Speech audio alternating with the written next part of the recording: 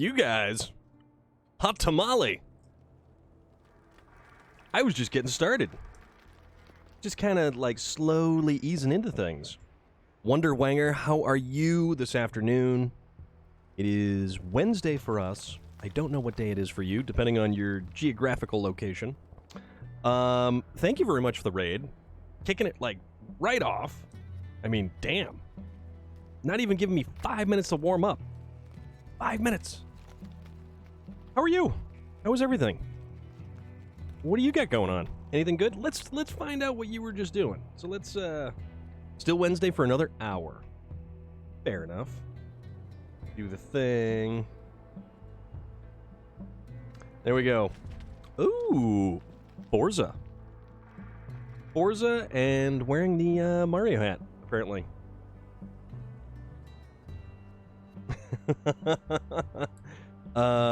Relic coming in. Forza is where it's at. Forza is that wonderful Xbox exclusive that us PlayStation cronies are locked out of.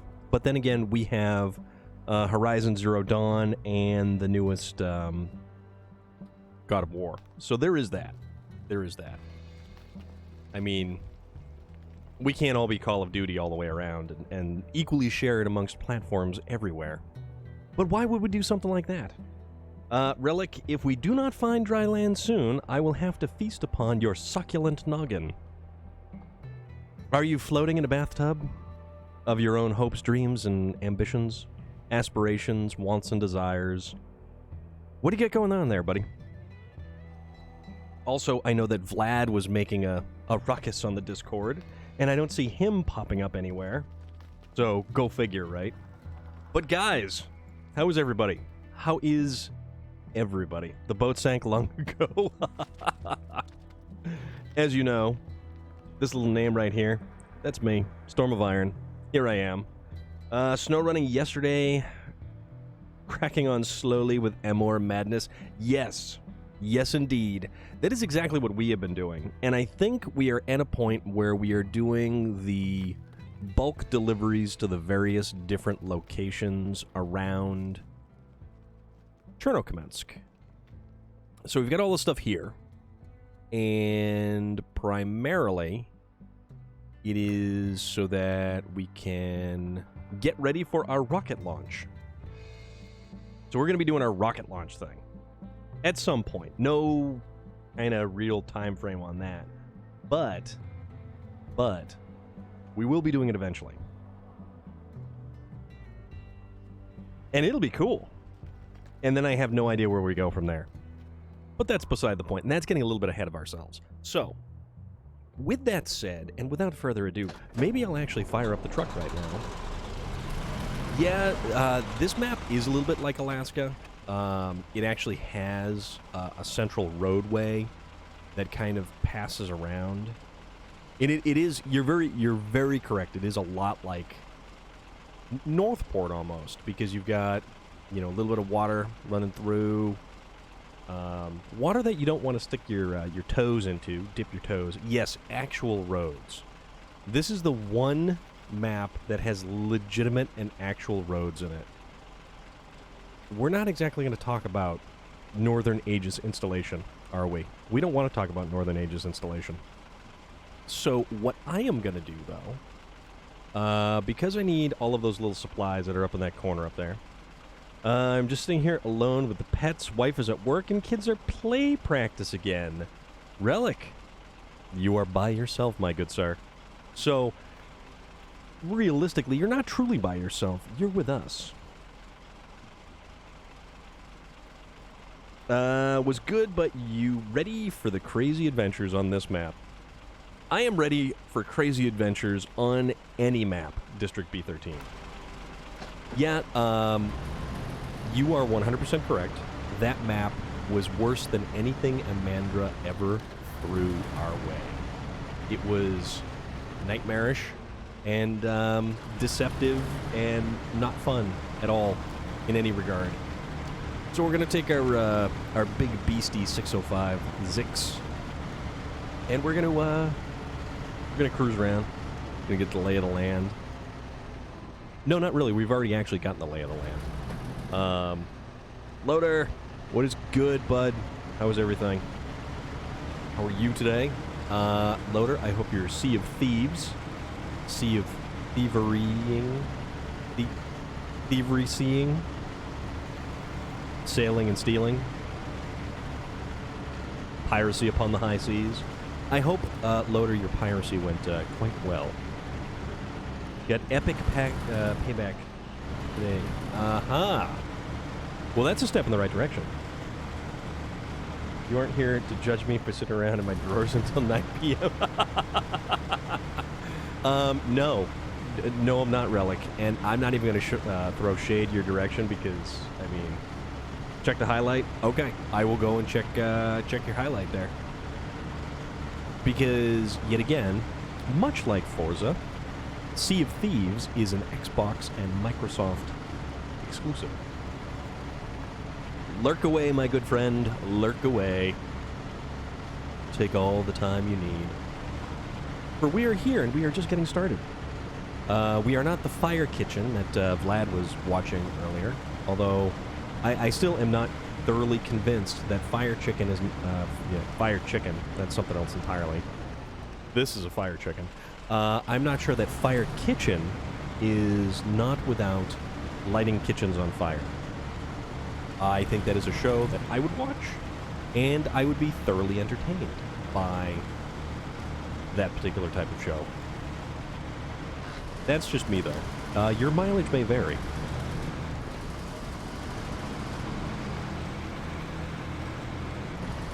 We're good, though.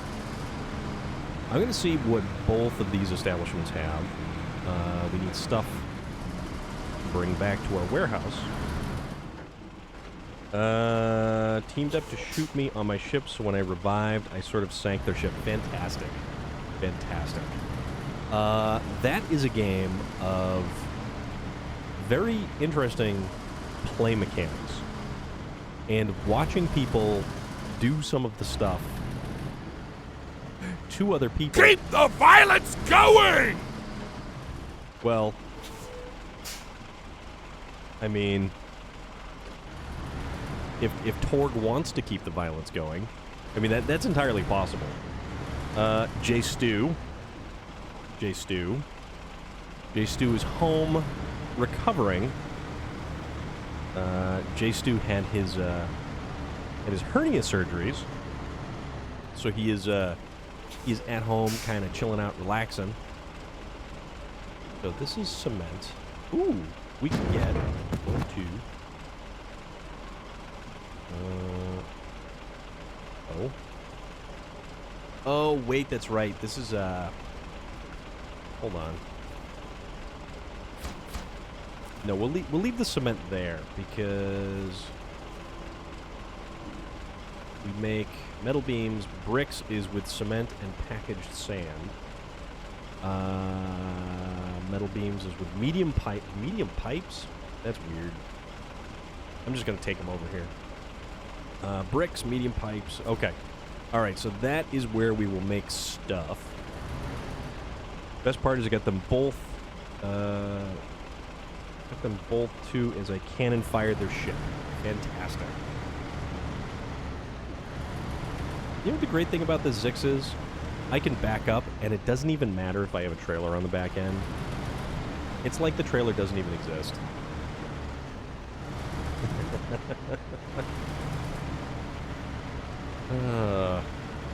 Yeah, there is no trailer back there. The trailer is a figment of your imagination. Actually, as I was headed out the door this morning, speaking of figments of your imagination, there was a show on TV, and it was like, it was Eraserhead, like a retrospective of Eraserhead. And that movie, if you've ever seen Eraserhead, it is such a bizarre movie. Such a ridiculously bizarre movie. Okay, so we have concrete blocks, which we need 1 of. We got oil barrels. There is cement right here. But we can actually...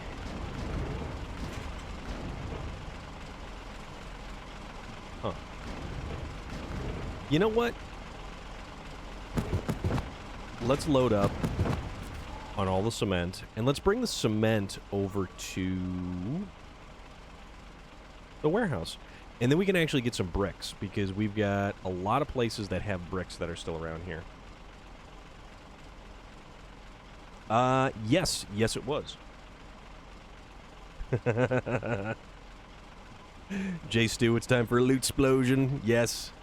Yes, yes, yes. Torg. Yep, that was my '07 Monte Carlo SS. That was a picture from 11 years ago when it was bone stock, and it came in fresh off a trade with 35,000 miles on it. So 11 years ago. So that was in 2010, which is kind of wild. Yeah, that is wild. Wonder Wanger! Aw, yeah. All right. Wait a minute. We were looking at the route because I kind of got distracted, and oh, you know what? There is a convenient exit. See, this is what more factories should have. The 96 Z34 Monty. Yep. Did that have the 3.4 liter dual overhead cam Nightmare engine? More factories like this need to have clearly defined entrances and exits.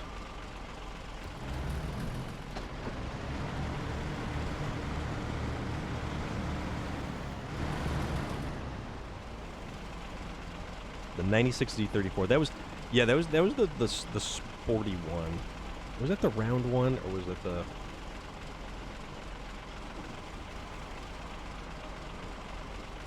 That would be. Oh, it is the round one. Okay, it's the round bubbly one. Yeah, that had the 3.4 liter. That was a weird engine. That engine in those things. If you had one of those model year cars, and it was Illumina, you could get a 3.4 liter. It was the giant dual overhead cam engine, and it was belts or chains. Yeah, it is the V6 Boston Bully 32. What is good? How are you? How was everything? What's new? And also, thank you very much for the follow. Boston Bully. Would that be a New England location?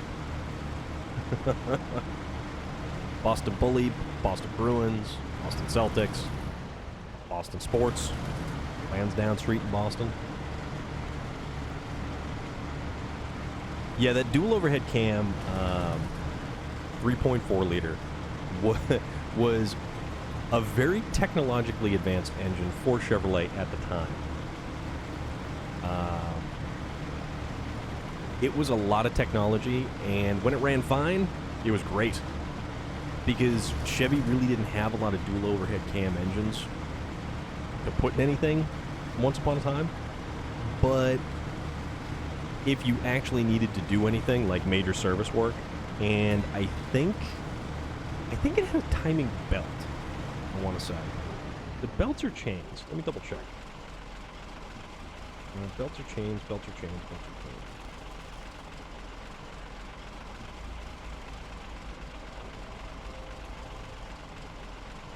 Timing chains. So, okay. So there's a 3.4 liter dual overhead cam with timing chains. Timing chains or is it timing?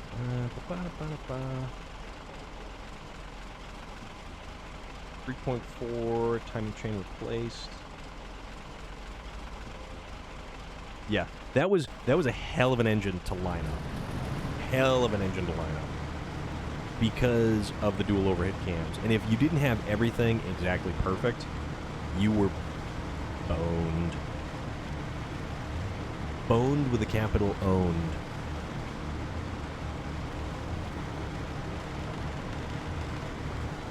Well, depending on who you're talking to, Wonder Wanger, my evening is going just fine.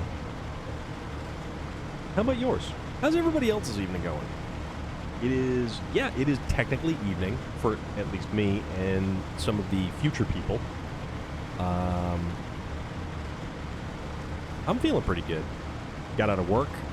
It was 83 degrees heading home today. 83 degrees.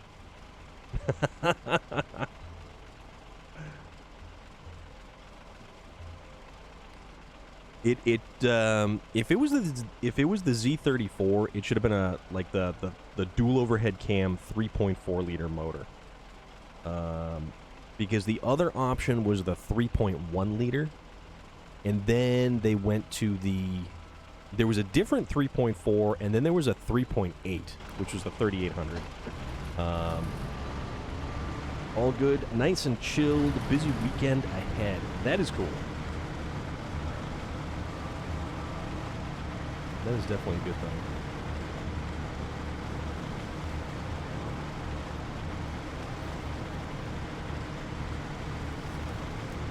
Yeah, the 3800 was the 3.8 liter. That was the regular one. The 3800 was the workhorse motor.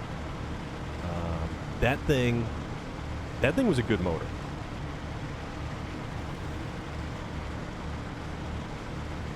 And then they actually added a supercharger to the later ones. Like, you could get a 2004, or even the early 2000s, the Pontiac Grand Prix, Pontiac Bonneville, SSEI, had the supercharged motor. So you had the Pontiac Grand Prix GXP. Those things were cool. Or was it GX? No, GTP. It was a GTP. Had the 3.8 liter with the supercharger. You had like an 04 or an 05 Monte Carlo that you could get a 3800 with a supercharger. And those early year Monte Carlos were actually kind of nice. The 01, 02, 03, 04 body styles you could actually get in the NASCAR livery. Like, you could actually get a Dale Earnhardt edition. You could get the Jeff Gordon edition. And I think there was like a couple others. But it basically was a decal pack. It was a decal pack. Maybe the Jeff Gordon one had some ghost flames on it. So after cutting out soda, I am now working on dropping the T for water. I must say, this hint water stuff is pretty good. So far, I've had the cherry and the pineapple. Is it just flavored water, or is it like a water flavorer? Water flavoring? Flavorator?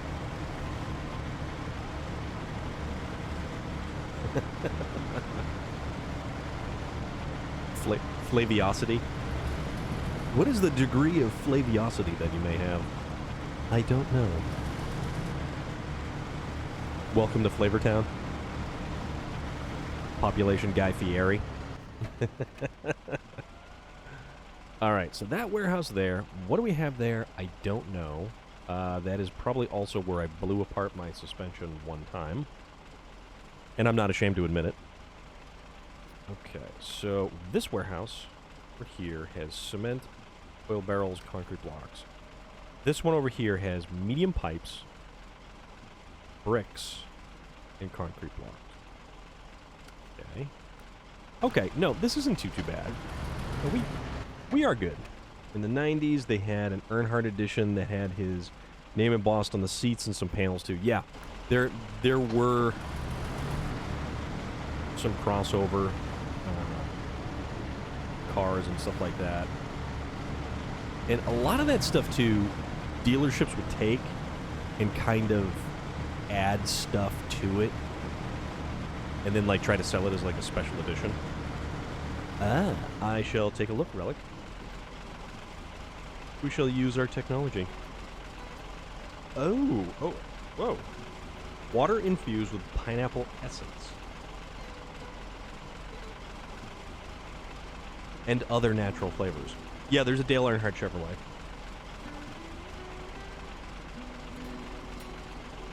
Contains no juice, no calories.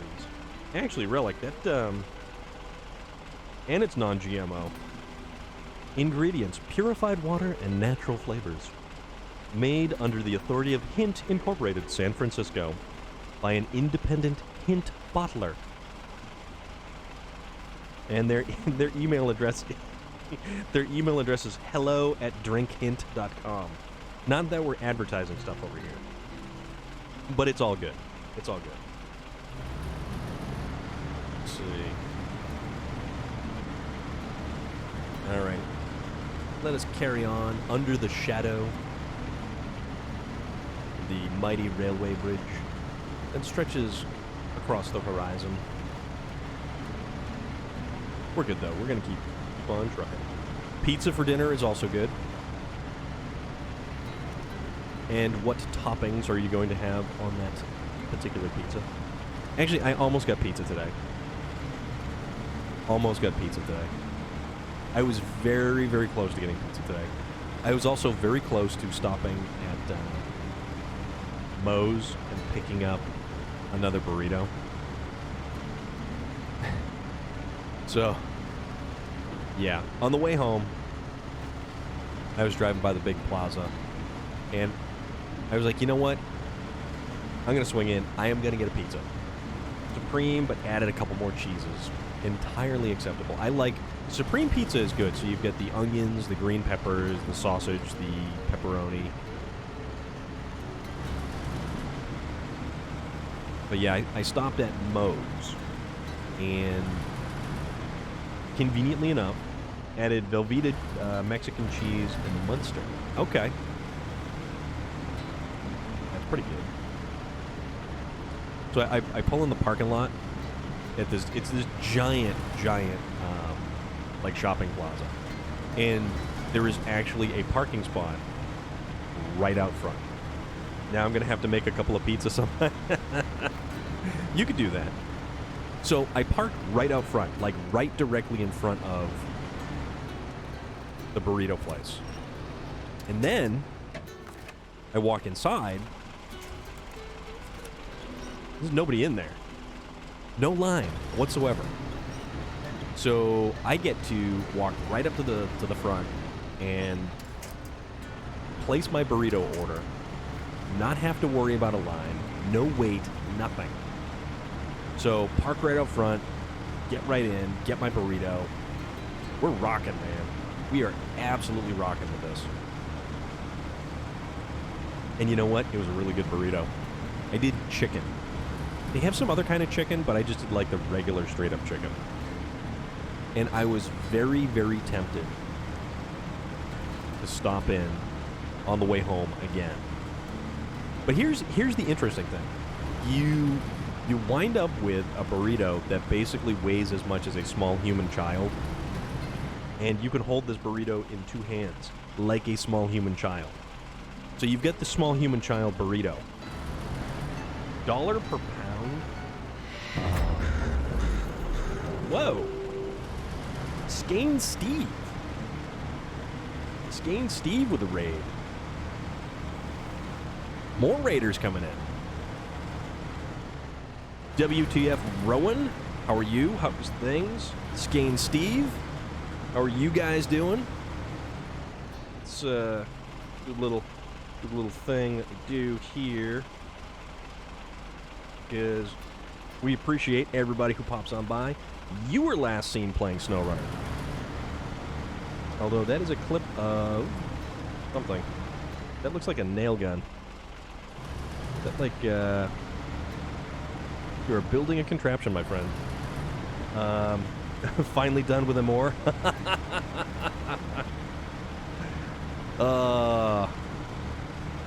Relic, I'm just here to hang out and have fun, man. 72D. Nice. Nice. Yeah, unfortunately, it doesn't pick the most recent of clips to play out like that. It just kind of, 7 Days to Die. Ah, right. Yeah, see, I just play, like, a lot of SnowRunner. And various other games, but those games tend to be Call of Duty and Assassin's Creed Valhalla. But, yeah, so how was your SnowRunnering? We are still cranking away on Emor. We are in Chernokamensky. We are doing spring cleaning. Although I'm not entirely sure what spring cleaning has to do with reviving a warehouse. We're going to a warehouse. We're dropping off some stuff. We're just kind of cruising along with a big Zix 605R. And, you know, we're getting things up and running. That is what we're doing. And we're having a good time doing it. We've had some serious trials and tribulations when it has come to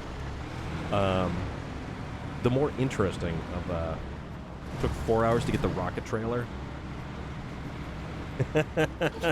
I have stories for you. Oh, do I have stories for you? So, in the corner of Northern Aegis installation, for whatever reason, I decided that I would use the Derry Longhorn 3194, and I would equip it with tire chains, or chain tires. I would use that and a Zix. Was it a Zix? Yeah, it was a Zix. So with those two trucks, I decided to go and retrieve the rocket trailer. Just the trailer by itself, with nothing else on it. That was probably one of the more interesting situations that I had ever engaged in. But then it got even more interesting. So for the better part of a week, I guess you would say, over the course of several days, we got the rocket trailer. It was it was something, and then we got the rocket pieces on the rocket trailer, and then transported the rocket trailer and pieces from Erska River to the next map there. So we went from Erska River to Cosmodrome, and it was we decided to use the Western Star 49X. Not exactly the most intelligent of ideas either. I wanted to use different trucks. I wanted to use different trucks that I had not been using in quite some time. And that right there was probably... I can't say it was my downfall, but I can't say it was the most intelligent thing I've ever done. You've never seen me spring clean the house and pitch most of the stuff from the storage room via Davy Jones' locker. I mean, that is an option there, Loader. That is an option. Alright, we need bricks. We need bricks, and we need 2 of them. So that is 2 bricks. So let's go grab those 2 bricks, because we want 2 bricks. We're going to take someone's bricks. It is their construction. And for whatever reason, that was a very rough trailer. And it wasn't a regular 8-slot trailer. It was a bigger 8-slot trailer with more things to catch on it.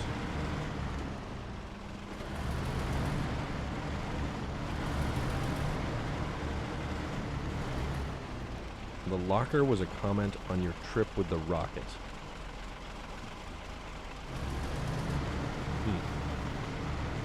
Yeah, it was, yeah, the rocket trailer almost went for a ride downriver.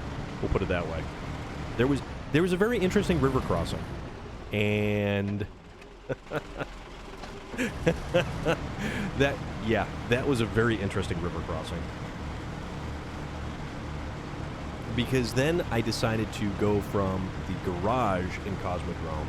We swapped out the Western Star 49X for something a little bit heavier, and opted for the Navistar. The Navistar did a fantastic job until it didn't. And that was right at the end of the river crossing, and we could never get the entire assembly back over on all its wheels. So I had to disconnect the trailer. And in doing so, the trailer decided that it would start to float downriver. And yeah, that got interesting. Gonna get food, eat, watch Loki. Yes, that is awesome. Skane Steve, totally get what you're typing there. I'm picking up what you're putting down. It's all good. Thank you again for the raid. Thank you for everyone who has joined in. I am Storm of Iron. This is more SnowRunner. Melissa Headcase. I'm not sure where you're going with pretty people. There are party people over here. Is it? Okay. No Loki spoilers. We are not doing Loki spoilers in here because I need to catch up on the last 2 episodes. 2 episodes, and I will ban you if you spoil Loki. I don't play around. Don't play around with my Tom Hiddleston. No, not really. Would be so much easier if everyone would write in Swedish. Skane Steve, is that where you are from? Where are you geographically?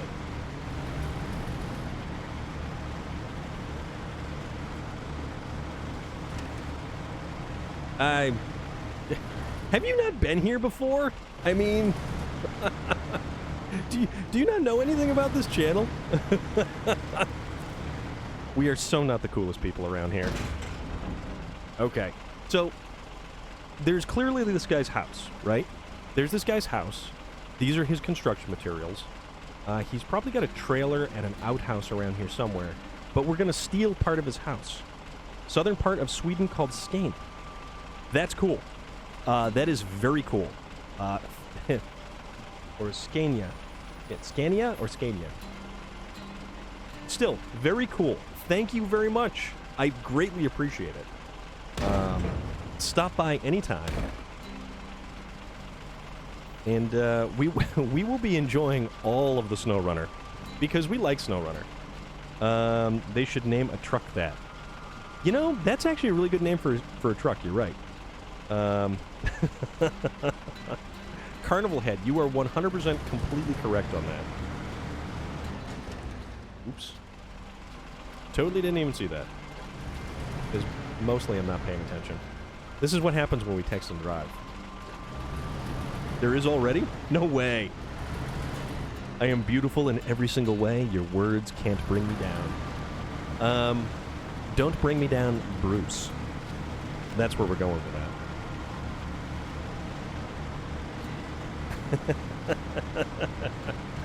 I'm definitely gonna have to do that. I'm gonna do that right now, actually. No way!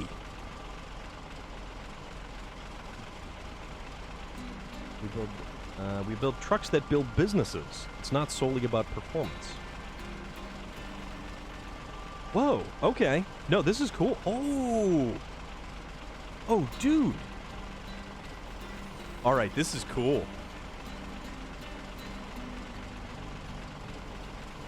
Okay. You know what? That's awesome. WTF Rowan, thank you very much for the follow. No, I didn't. Man, that is impressive. Guys, thank you very much. It may be well known for you guys or individuals that are not on this hemisphere. Wait, no. Are we on the same hemisphere? No, we're on the same hemisphere. We're on the opposite side of the globe. But no. Yes, Rowan, thank you very much. I greatly appreciate that. But yeah, guys, I always enjoy learning something new. And if it's something, you know, new and different that I've not heard of, because I've heard of an awful lot. I've got a lot of weird information rolling around in my brain. Same hemisphere, yes. Yeah. I mean, we're different hemispheres than our wonderful Aussie crew that comes in, because we do get a lot of Australians in here. Except they have to take the computer and they have to flip the computer over. Scandinavian cars and trucks are well reputed. Yes. I can show you all the Scanias in September. You know, I hope they add those trucks to the game. I am now definitely having to go and check this stuff out on YouTube later. This is awesome, and thank you for bringing this to my attention, because this is cool. Also, I believe I read something about a Scania truck simulator. So there is that. I mean, that's got to be cool. But they look so modern and sleek. Yeah, the Australians. Exactly, yep. Yeah, see, so the Australians, we have to do this. This is how we have to play the game for the Australians. Right? So the Australians know what's really going on. I hope they're not here right now, because I'm totally making fun of the Australians in the way that they are geographically located. All right. We'll put that back there. Euro Truck Simulator 2, there's Scania, Volvo, Mercedes, man, and other stuff. Who wants a gifted sub? I don't know, Melissa. Melissa Headcase. Loader, that's okay, though, because we're having fun. It totally is okay. I would, Rowan wants a gifted sub? I would much rather have a good time and have a good laugh. And you know what? If we gotta go back and pick up bricks later on, fine by me. Totally fine by me. Because I'm just gonna laugh about it. I'm just gonna laugh about it. Cargo management. Let us get rid of some bricks. Okay. So we need 1 concrete block and 2 metal beams. I don't want to have to go and, like, what is it? I don't want to go craft metal beams.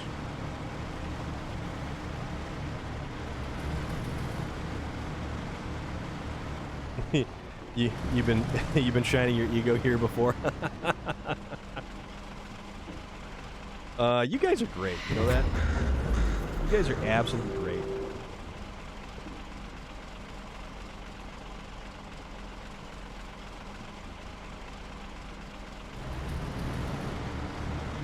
Alright. Actually, what do we have? What's the unloading zone?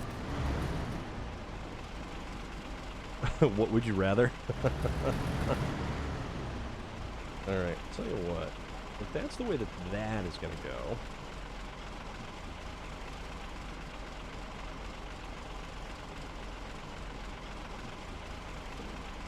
Craft in the same map or pick up and deliver from another map. I am going to pick up and deliver from another map because this is going to require several trips back and forth. If I remember right, it's 1 or 2 small pipes and a couple of metal rolls. It's 2 and 2. Believe it or not, it is 2 and 2. So... Yep, you damn right. That Viking war horn. That's what we're doing. Alright.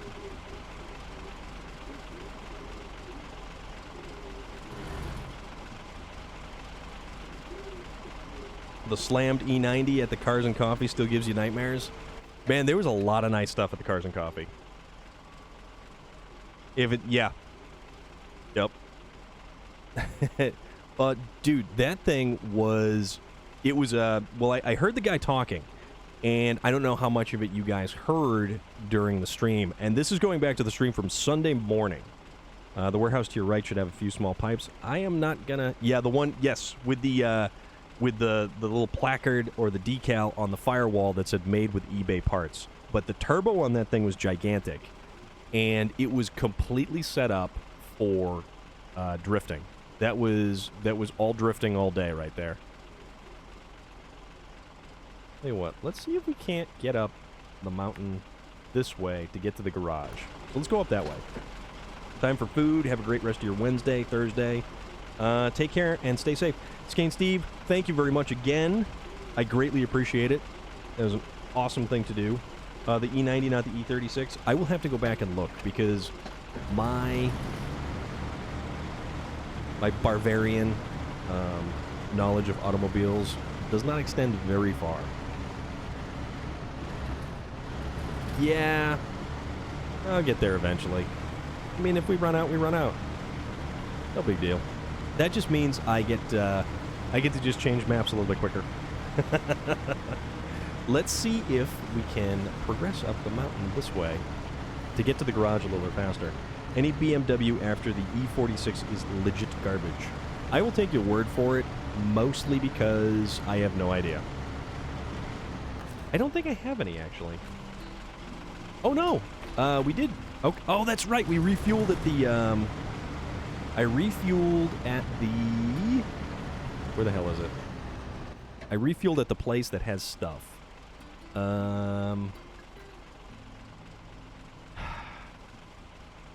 Yeah, the fuel place. This one. Right there, the gas station. Thank you very much. Actually, I have a coworker. What the hell did he have? BMW. He had a BMW where he pulled the BMW drivetrain out and he stuffed a 5.7 liter out of like a Z06 Corvette. Which warehouse? Not this warehouse. We want... we'll go to this warehouse real quick. This warehouse will have the stuff that we want. We'll stop there for the concrete blocks, and then we'll go get some metal beams. We'll do that. BMW E46 and before is like reliability of snap-on tools. Anything after the E46 is like a Walmart tool set. Well, you know, unfortunately, there's a lot of stuff that's like Craftsman now. Hey, Craftsman is no longer a Sears exclusive brand. Craftsman tools are questionable. Their material and their mold casting is almost rougher as well. But it's cheap stuff, and it gets the job done. I mean, I don't need anything fancy or extravagant, so for me, doesn't really matter. Underwear has less depreciation than a new BMW. I mean, there is that. That is entirely possible. Alright. Let's go pick up some concrete blocks. We'll bring it back to the warehouse. Then we'll get rid of the trailer and the Zix. We'll go back over to the Cosmodrome. We'll pick back up there. We'll drive to the warehouse, and then we will get the metal beams there. Because I don't want to make metal beams on this map. Because I really don't want to drive back and forth multiple times. Because small pipes are 2 cargo slots. Do I need... Yeah, I would need all kinds of stuff. We're not going to do that. We're not going to play the game their way. We're going to play the game our way. Right?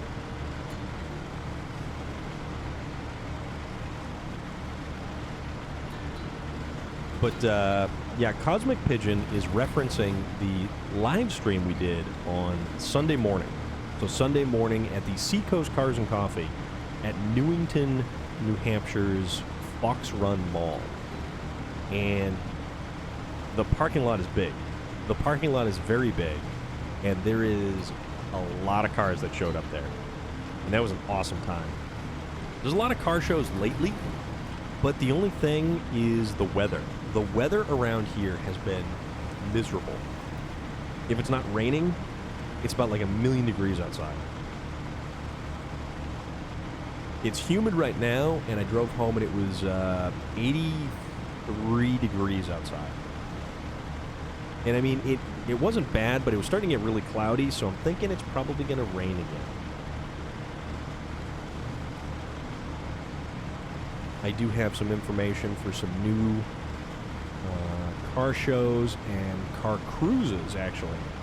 And the cool thing is, the car cruise that I did last year was with the local Camaro Club. And the Camaro Club heard of new BMWs being totaled out due to bad engines, transmissions before needing new tires. That would be excessive. So in 2019, no, 2020. 2019 was a regular year. 2020 was our skip year. In 2020, the Camaro Club will typically put on a show, a huge show that requires a small donation for an entrance.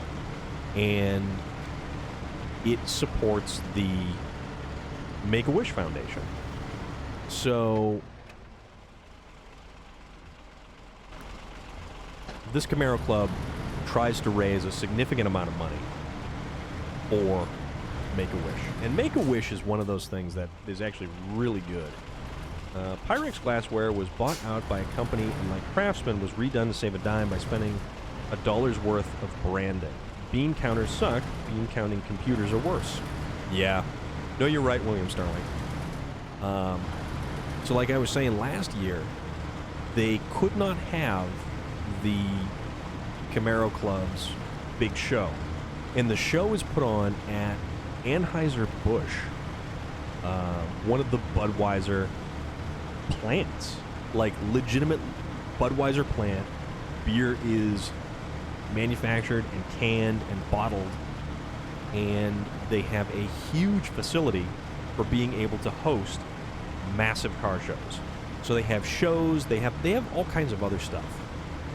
But they raise a ton of money for charity with the Camaro Club, and it goes right towards the Make-A-Wish Foundation, which is one of the really coolest things that you can actually have happen and see, take place. So they do that, and because of everything that happened last year,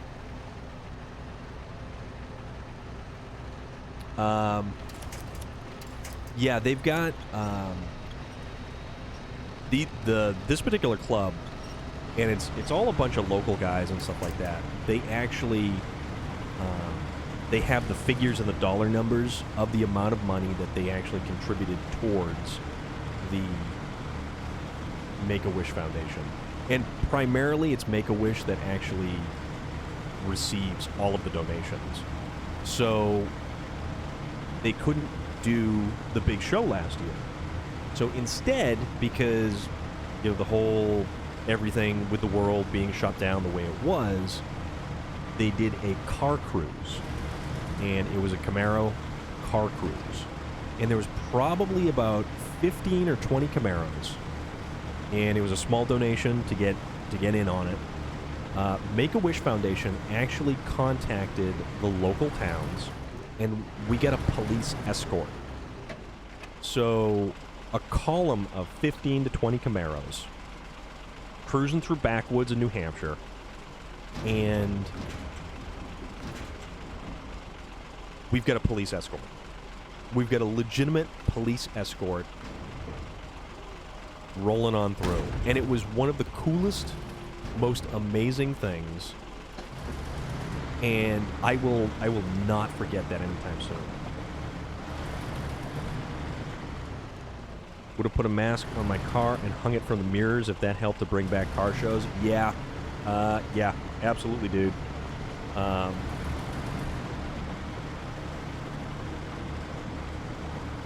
But, like, the idea is, and even with a lot of the cars and coffee events and stuff like that, where they're outside, that people can be outside and still be far enough apart and stuff like that.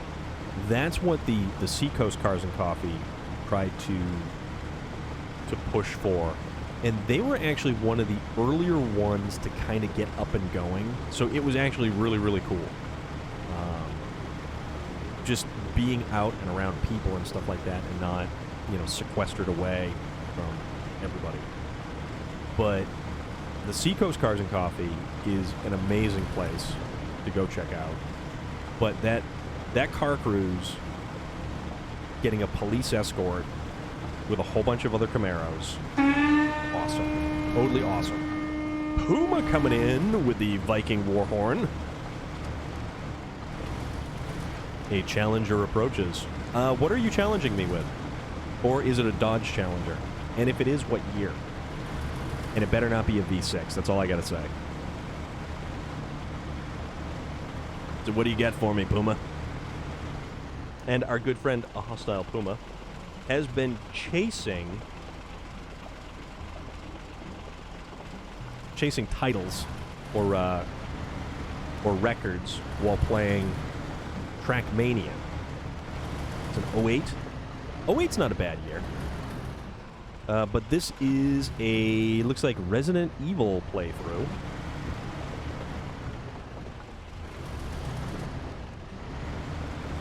Recent Chrysler build quality has not impressed you?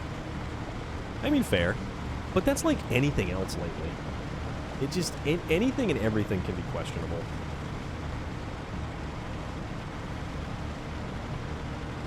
An 08 Challenger.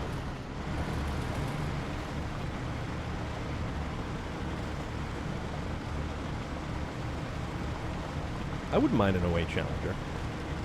Challenger is actually a pretty nice car. It's big. It's got you can feel the room to it.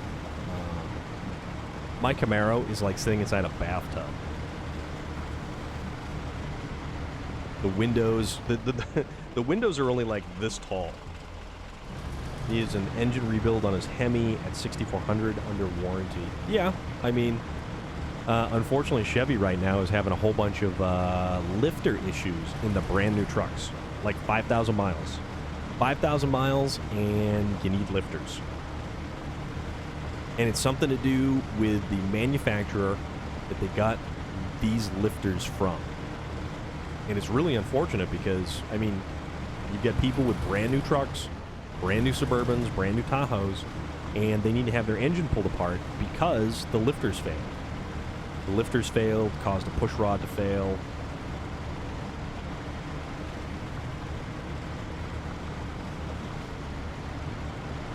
And it's unfortunate, you know. Germans in the 70s, 80s, 90s, and 2000s. I mean, the early LS motors for an American mass-built engine, those early LS motors, they might have some words with you there. Although any like horsepower or RPM that you're going to put out of them, you got to immediately do rocker arms and valve springs. The rocker arms and valve springs, you're good to go. And the nice thing about the LS motors, unlike the previous generation of the small block Chevys, like the 5.7s, the Vortec family, these things don't leak. They don't leak. They finally figured out how to make engines that don't leak. And it's so much nicer. You know, you can park it somewhere and you don't have like a drip oil puddle underneath of it. And you don't have to sit there and go, oh, well, it's sweating horsepower. Because that's the only way that you can excuse it. It's like, why is your car dripping oil? It's not dripping oil. That's sweating horsepower. It's like, oh, come on. We've seen 300D Mercedes go from 80s to 1.7 million miles with no engine work other than seals, original head gasket tube. Yeah.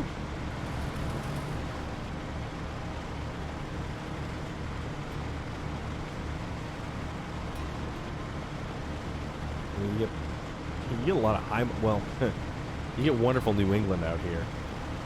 And it's not very conducive to the longevity of anything. But New England, your truck rots away before the engine and drivetrain gives out.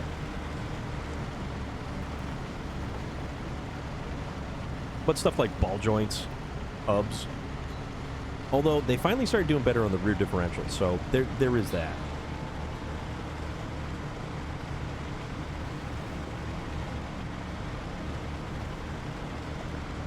Alright, come on now. Let's go deliver these concrete blocks. Get this done. New York, so yeah, Mercedes needed rust repair. Yeah. Yep. Yeah, and it's too it is really unfortunate. I was talking to one of the guys who worked for the town, and they said the stuff that they put down, the calcium chloride, isn't NO2? No. Nitrous is not illegal. Because then you'd be throwing a dentist in jail. Little bit of the laughing gas. Why you want to put your car on the bottle? Unseeing Frame. Thank you very much for the follow. How is everything going? Super appreciate it. Hope everything is well. We're rocking out to some SnowRunner. We're having a grand old time. And we're discussing automobiles. Car stuff. Car talk. Okay, so all we have is 2 metal beams. Your Audi is going to fly to the moon. Fly to the moon. Let you play among the stars. Sinatra. Fly me to the moon and let me play among the stars. Words. Butcher. We don't sing here. That is why we don't sing. Rusted isn't an issue if you used a wax-based coating. No. They get that linseed oil. What is it? Fluid film, and there's a whole ton of stuff. But see, the thing is, Puma, you've got a turbo, my dude. All you need is a proper tune. If you get a proper tune with your automobile, Cosmoline, I want to see what life is like on Jupiter and Mars.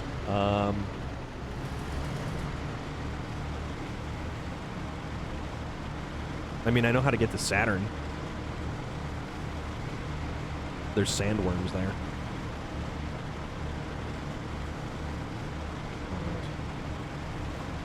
And I certainly hope that somebody gets that reference.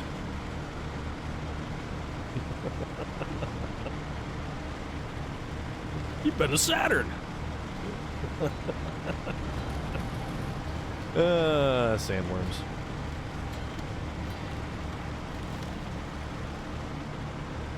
In tools and military equipment that have been lost at sea, recovered like 20 years later with no rust.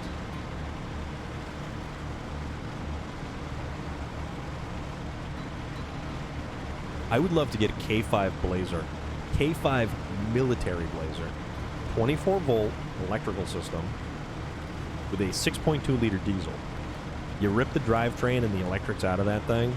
You stuff a modern drivetrain in it. The paint that they use to coat those things, Cosmoline, is what they use for boats to prevent rust. In the motor pool, I can't find a wrench without rust on it.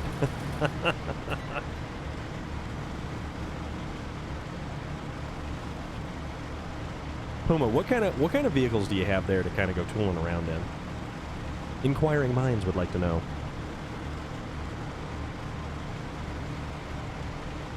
Do you get to drive around like Hummers, Jeeps, Ford Explorers, F-150 pickup trucks?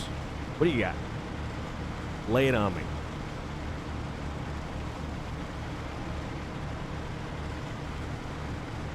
Alright. We are currently going to the garage so we can drop off this trailer because I'm a cheap human being and I want to recover my deposit for purchasing this trailer. Even though I have close to $1 million, I mean, $2,400 is kind of... I'm a miser when it comes to this game.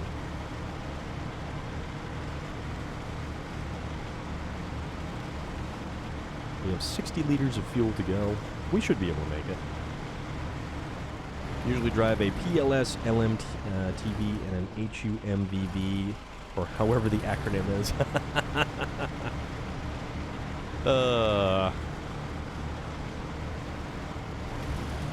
As a meme, my buddy drives a truck across country for a living, and I coated a mild steel plate grinded bare with Cosmoline, and it's been 7 years, and there is nothing on it at all. It's still shiny.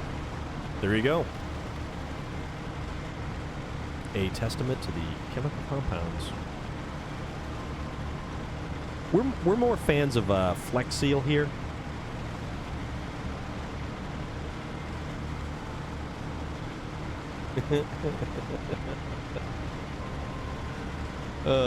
It's kind of like that Flex Seal meme where it's like, all my problems, food, slap. Hey man, don't you speak ill of Flex Seal.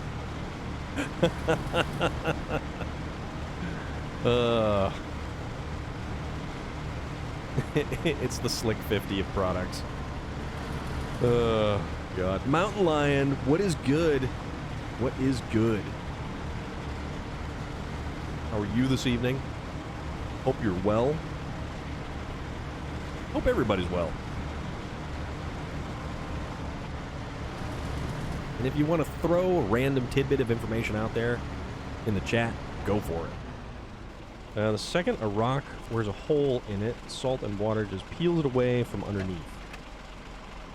You Google PLS Army, that's our big boy. Alright, so... No, stop that. Stop that. My phone's just like calling out stuff.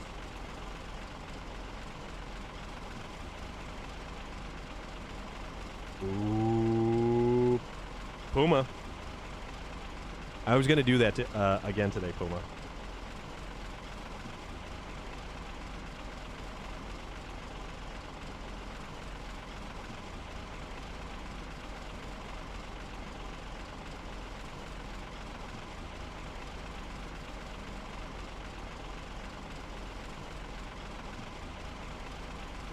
I can't spell. Man.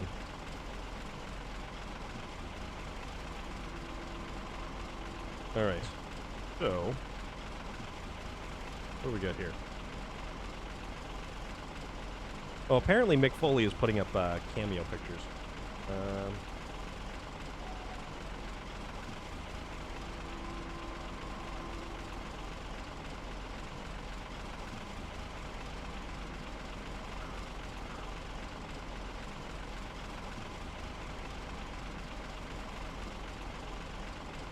So, there's a SnowRunner mod with the PLS.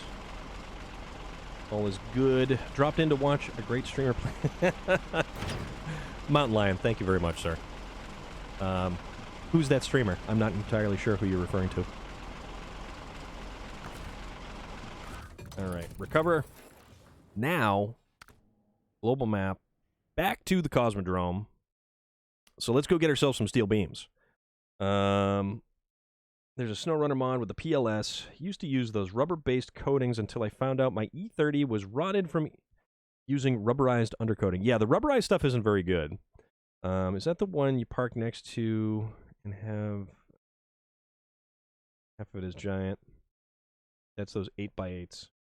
Yeah, it's the 8x8, at least in real life, but that should never get stuck.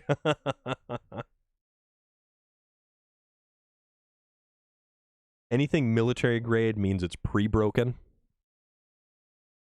I mean, that's like, you know what? That's like anything. You can get a brand new car off the lot and it's like pre-broken. Not usually, though. I mean, but that's kind of why you get a warranty. Because you spend an awful lot of money on something like that to have valve springs go at, lifters go at 5,000 miles. But we won't talk about that.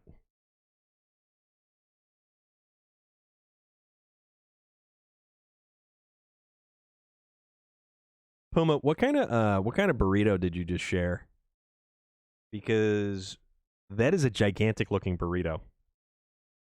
And whatever they put on the top of that looks wonderful. And now you're making me hungry. Well, yeah. I mean, if it's not yours, why would you treat it with respect?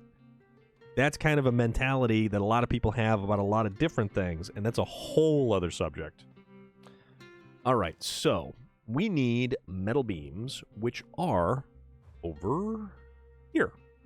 Okay, these are our metal beams over in the town storage. So we will drive over there and then drive to Chernokamsk. But let's figure out which vehicle we're going to use.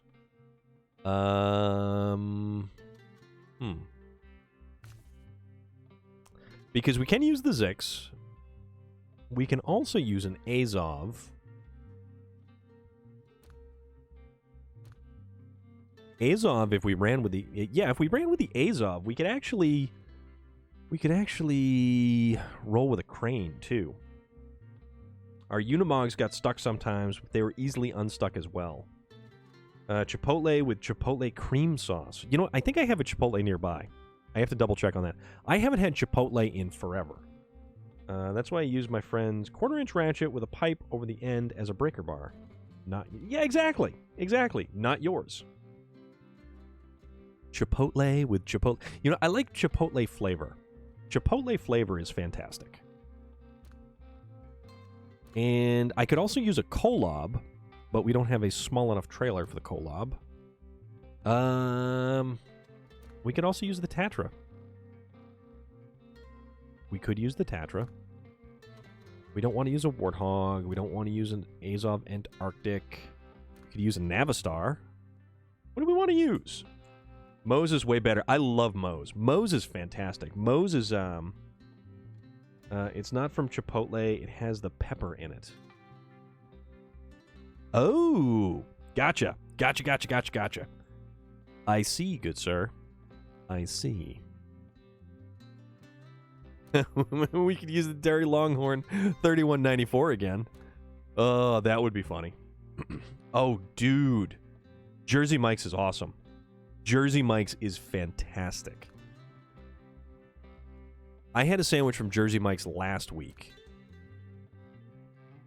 What truck do we want to use? See, the thing about it is, though, we use the Zix 605. We've got onboard fuel. How about...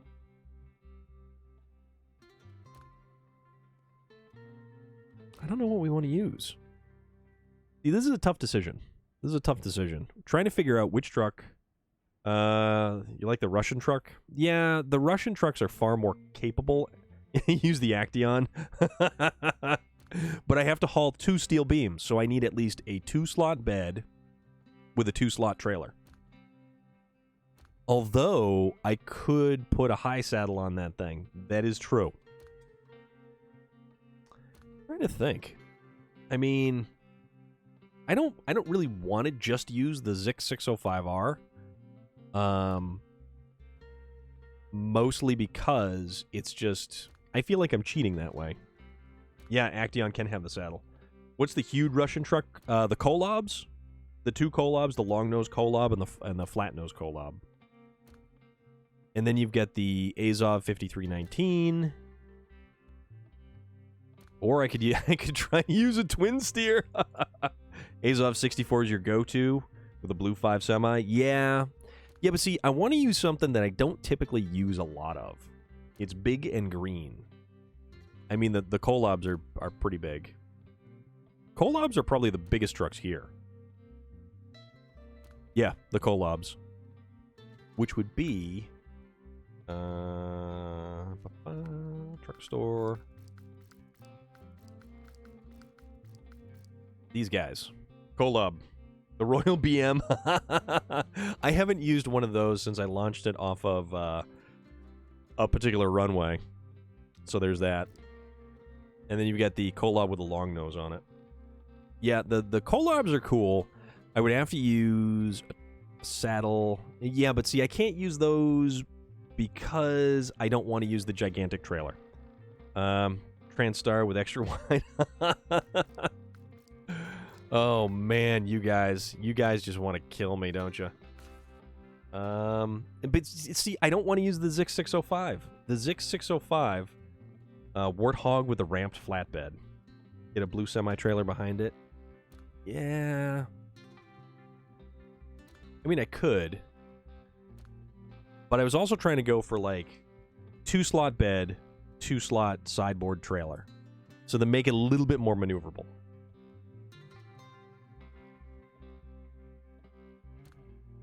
The Kolob, yeah. Yep. See, I could use the 64-131, but the thing about it is, none of this other stuff has onboard fuel like the Zix 605. So I gotta run like a support truck. See, that's my 74-760, so that's a flat-nose Kolob. This one, Fleetstar, go old school. Oh, man. Use a Ural. Yeah, I do have a bunch of those. I could use another Navistar. Little Navistar I find the regular semi more maneuverable than a combo. To a degree. Yeah.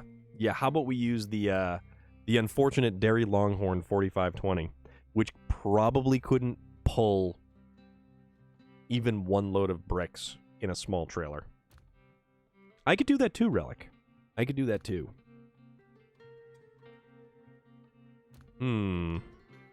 Dan. We could use the Dan. Haven't used that in a while. You know what? Let's, I like the, it's sad because I like the Freightliner. Or Bandit with a fuel tank back with 2-time red sideboard trailers behind it. Tow and winch. True. Caterpillar CT681. Or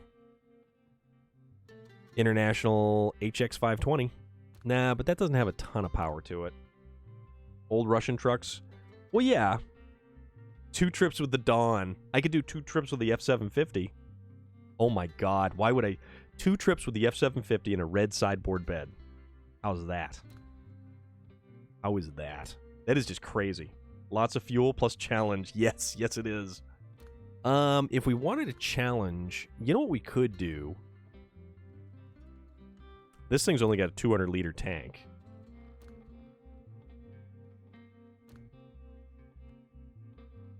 Yeah, none of the stuff we really use frequently.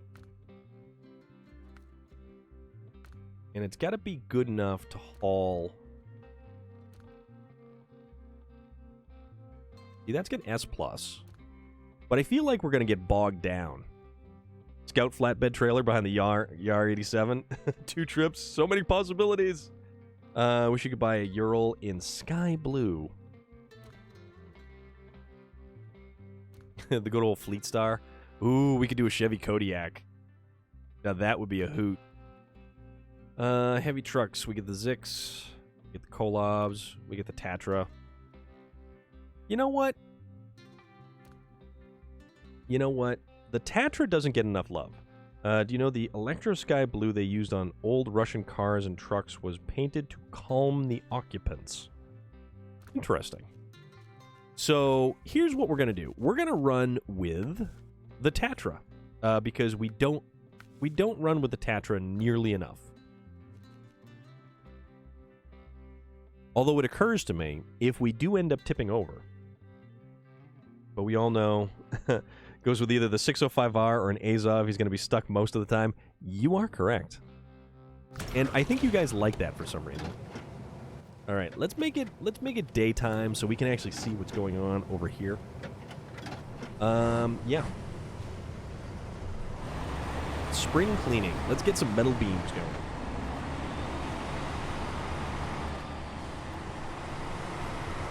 Delivered to the warehouse in Chernobyl. So that will give us access to that location. Use my neighbor's Ford Ranger. He says it can do anything a full-size truck can do. Good luck with that. Good luck with that. Alright. There we go. Off and running. Off and running to the races. So let's see how this thing will do. And if I have to bail it out, I will have to bail it out. Why wouldn't I start from the Cosmodrome?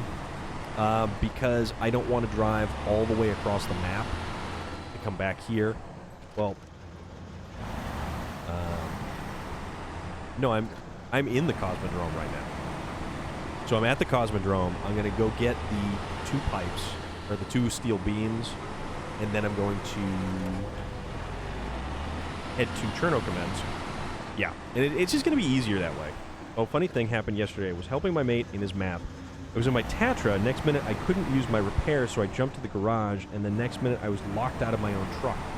Yeah, there's some weird stuff that happens. Mostly, some of the issues that I've been encountering are the crane issues. I could pull that with my 4x4 Suzuki Sidekick. I mean, you could. It's all about gearing. Oops. Damn it. There we go. So then I had to drive another truck to roll my own truck to unload it, to reload on one of your... Oh, man. That is a whole series of issues right there. Whole series of issues. And I don't understand what's going on with the cranes. Like, I've been bit by the whole crane thing more than once. At least you're not having trucks disappear. Yeah, that was... I think they finally solved that issue with the trucks disappearing.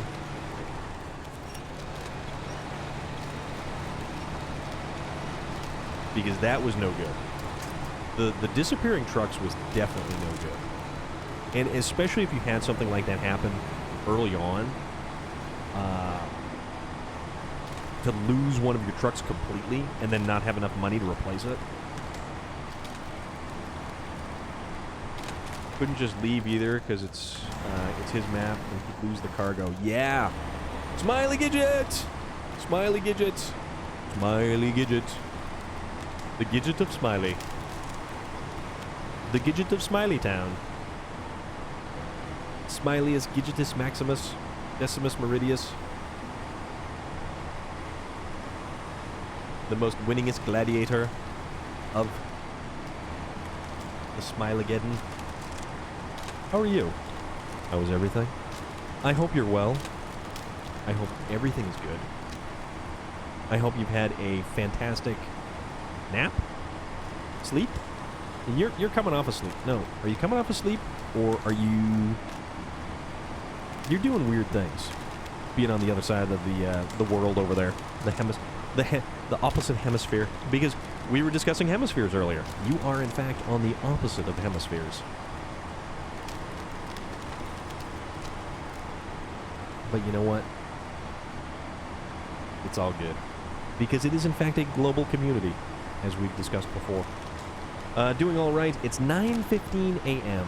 I would love to sleep into 9:15 a.m. Even when I don't set my alarm clock, usually I'm up at 6 a.m.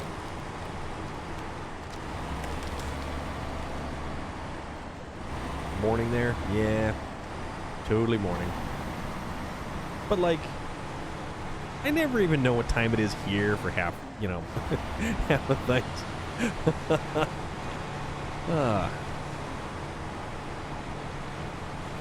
It's good, though. Everything is good.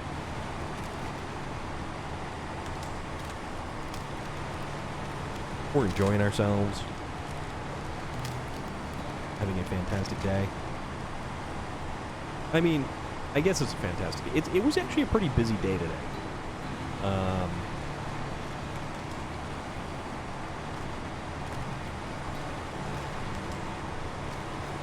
I don't mind that it's busy. It actually makes the day go by. Although, when the first half of the day is busy and the last half of the day is not busy, that presents a particular set of issues and problems that just generally are solved by ordering pizza.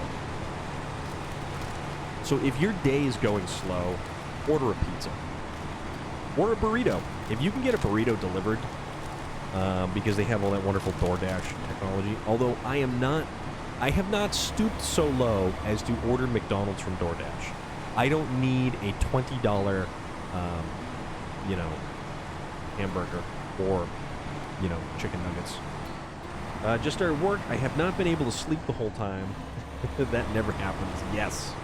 I found out the other day that my department will no longer exist in the restructure at work, so that's fun. So what does that mean for you? Also, I know you do like work things, and like work is this nebulous, abstract kind of activity that you engage in. I'm not entirely sure what you do for work, or what your department does for work. So there is that.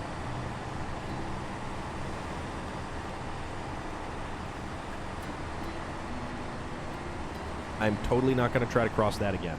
That right there, that water crossing, that is what caused us so many issues. So many issues. And that is where our giant trailer, loaded with the rocket launch parts, decided to make its way downstream. It means that in a couple of months, I will be made redundant. Work in records and archives at a university. Okay. See, I know you may have mentioned this, but it's probably rolling around in my cranium somewhere. So now I know. Now I am more dialed in. So I don't think there's possibly ever a way that you, as a delightful person, could be made redundant.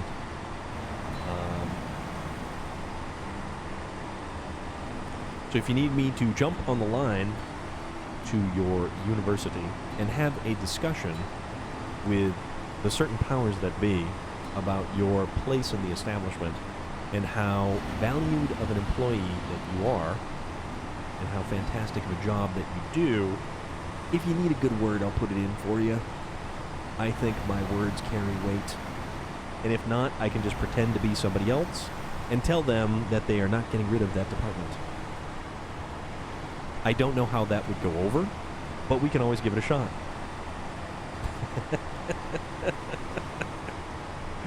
Oh, that would be ridiculous. But I would be all for it. Because we thrive on the ridiculous here. We enjoy the ridiculous here. Not that, like, ridiculous for the sake of you know, making fun of others, but ridiculous for the sake of ridiculous and possibly making fun of myself. And it is at this point where, if you do work in records and archives, do you have any Aerosmith records on the shelf there? Because that's an old record that's possibly archived. And I totally know what I'm saying, and, yeah. Would love it, but the university are letting go like 300 people. I'm going to take it as an opportunity to find something I enjoy, possibly closer to home. See, if you use that as an opportunity, if you use that as a jumping off point, if you use that as your chance to try something new, to try something different, to put yourself out there and do something that you wanted to do, or something that you've dreamt about doing, I'm all for it, Smiley Gidget. I am all for it. And I totally know it's not those kind of records. I just thought it was funny. But I am also all for you bettering yourself. I am also for you bettering your position, doing something that truly makes you happy, that you enjoy. And if it's just simply something that's closer to home that pays the bills, I'm all for that as well. Because here at Storm of Iron Studios, we are a mutually supportive establishment, and we want to see you succeed. Sign up for our success classes. You can hop in the Discord. We'll have some chit-chat. No, not really. I have no idea what I'm talking about. Biggest issue is I don't know what I want to do. Okay. That is very fair. Because you know what? Dude. I'm over 40, and I don't even know what I want to do, okay? I've been at this job for way too damn long, and I don't even know what I want to do. I'm at a job that, who knows where it's going to go? I don't even know what the automotive industry is going to be like in the future. I don't know, you know, if Chevrolet or General Motors as a company, you know, they're big, but you know what? Nothing is ever too big to fail. But who knows where things are going to be? Who knows where things are going to go? That reminds me, Storm, I need to go to Fishbone Records to see if they have some old vinyl I want. You know what? I'm glad that I could provide the reminder for you, Loader. I'm just glad, actually, that, you know, you're all here, you're all hanging out. Let's have a good time. And, you know what? If you need somebody in your corner, backing you up, wishing you well, and knowing that you will succeed in what you do, we got you, okay? We got you. Even if it's just a couple of good words or some positive encouragement, because sometimes that's all you need. Sometimes all you need is someone in your corner telling you that you can do something. Someone just with the good vibes, just saying that, yes, you can do this. Yes, you can succeed. Yes, it's scary. Yes, it's terrifying. Yes, it's different. But you can do it.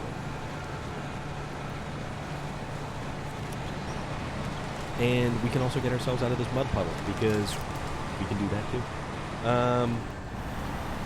All the automotive factories in Australia have shut down, and they are only overseas. Yeah, everything is imported in. Just need to remember I can buy no more than a milk crate of vinyl. Only a milk crate's worth? Actually, a milk crate is the perfect storage device for vinyl. Just need to figure myself out. Love all the love and support. Yeah, that's what we're here for, you know? I know my channel is kind of a goofy little bit of an oddity, and all we do is we play SnowRunner and we talk about all kinds of stuff. But we also give a shit about people. And we also have Viking war horns. So, you know, what self-help channel around here has a Viking war horn? I ask you that. That's when we're all like, nope. we're gonna hop the side of the longship and go screaming toward the beach, axes raised, ready for the shield wall.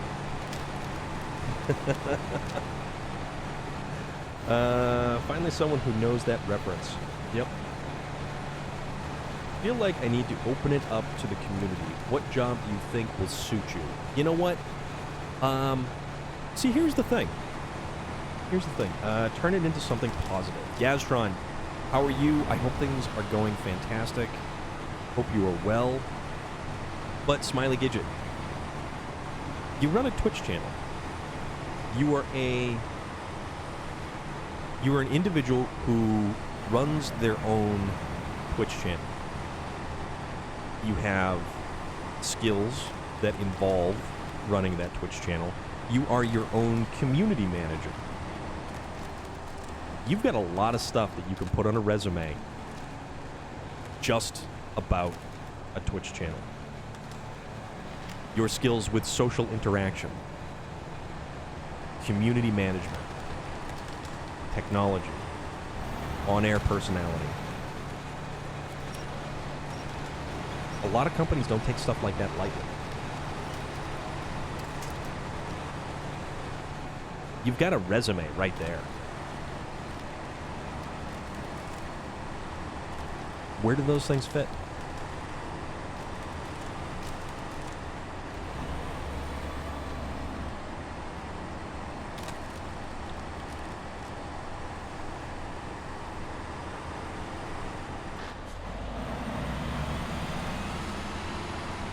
Yeah. Yep.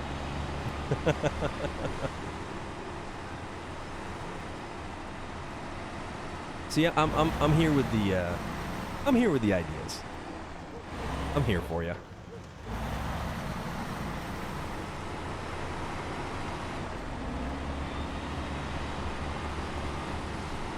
Maybe I should start a self-help channel on the Discord, and possibly branch out into like a just chatting self-help channel. I couldn't do that though. I don't think, you know, if I put this as like just chatting, I'm pretty sure I would get lost in the shuffle, and I just totally missed the steel beams. Hold on, we gotta go back for the steel beams. We almost forgot. Oh, that's too funny. Norman, Jeffrey Norman, Jeffrey Normans, Jeffrey Dean Morgan. Like, I never thought about Twitch going on my resume, the same as creating and designing merch and creating and maintaining a website. Exactly. You have graphic arts, design, you know, a website. Think of all the skills that are involved in actually having and running a website. There's a lot more than just, I play video games online. We back. Morning meeting. We will be here. We will be here. Smiley Gidget. Think about some of the stuff we've said when you're at that morning meeting and you go, you know what? You can take this morning meeting and you can redundant it. Redundurate. Redunduration? Redundancy? I mean, stuff. Norman, what's good, man? How are you? I hope you are well today. Smiley Gidget, awesome. Awesome. Because we're here for people. We're here for Redundify. Yes, I will go with Redundify. Thank you, Norman. Norman Jeffrey. Jeffrey Norman. Jeffrey Dean Norman.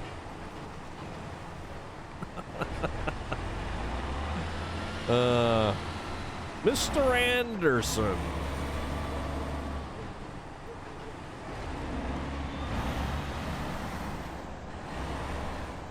Yep, IT skills, exactly.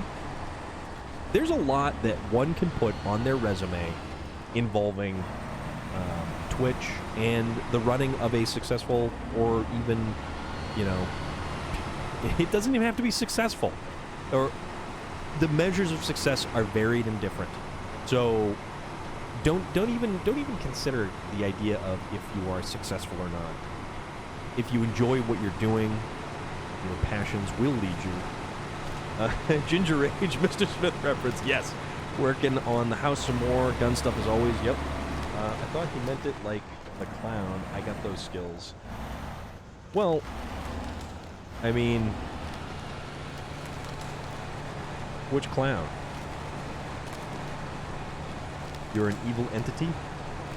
No, that's like John Wayne Gacy. That would be an evil clown there. Also, Killer Clowns from Outer Space. Oh, It. Gotcha, that clown. Now, where's Patrick tonight? I don't know where Patrick is tonight. So, Pennywise the Clown. You've got the Skarsgård, the new Pennywise, who is awesome. And then you've got the old Pennywise, who is Tim Curry.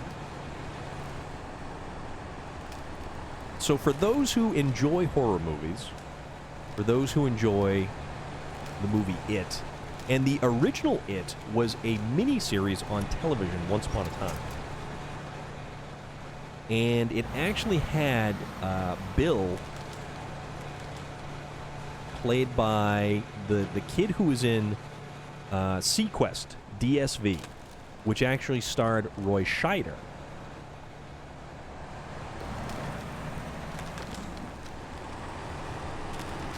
All right. Okay, that's a little bit better. Yeah, the differential lock in this thing makes all the difference in the world. Tim had more of a creepy vibe to his Pennywise. True. Tim Curry, though, is so incredibly expressive in all of the roles that he has done. It is amazing. You really have to sit back and think of all the awesome Tim Curry roles. I don't know, man. Thought the same at first, but I like the new iteration of Penny. Yeah, I do like that it's different. He can be very creepy, yeah. If you recall, Tim Curry also played the Darkness in the Tom Cruise movie Legend. That was a great movie. That was a really great movie, to be perfectly honest with you. I have that on DVD somewhere. It's like the expanded version, and that movie actually had several different soundtracks. It was with and without Tangerine Dream, which was a band that scored quite a few movies back in the 80s, I believe.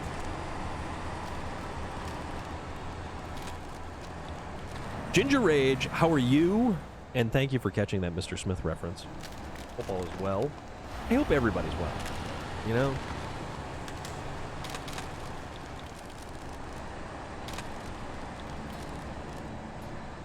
Kiwi the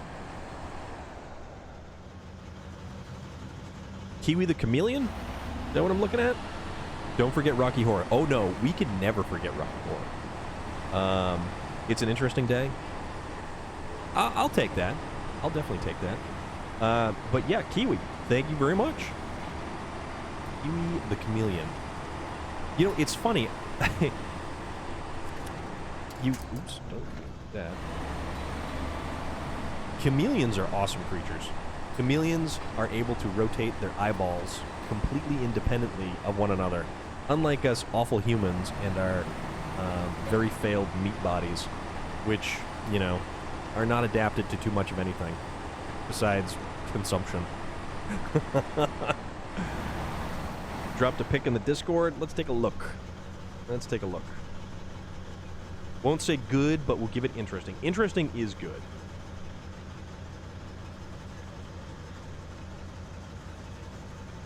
Take a look. I'm doing pretty good. Okay, that's funny. Actually, that's very funny. Oh man, that's awesome.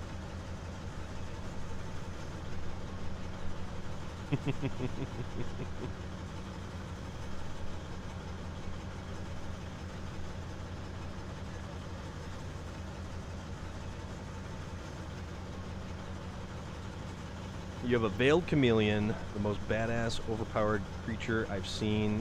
It is a mini dino. You're right, though. You're absolutely right. But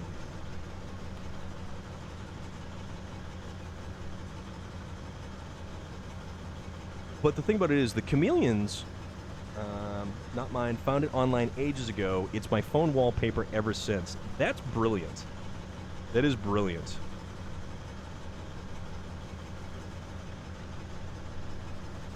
All right. And then J Stu is sending me pictures of hot dog and bun toaster with mini tongs. Why? I don't know. Don't even know. Someone just visited my website from St. Petersburg, Russia. Interesting. All right, get across here. Yeah, chameleons are just so damn cool. Veiled chameleons, Horden chameleons, Jackson chameleons, Panther chameleon.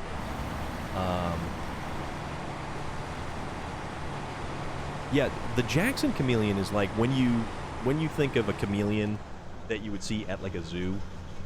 McHale's Navy. I knew I could hear Chariots of Fire for a reason.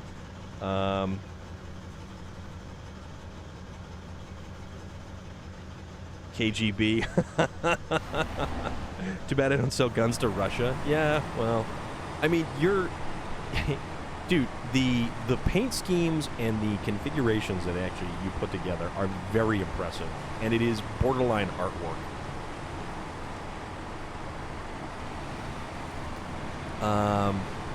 Panther chameleons are a little bit on the weird side because they're dimensionally a little bit stranger than a lot of the other chameleons, but veiled chameleons and the Jackson chameleons, they're pretty cool.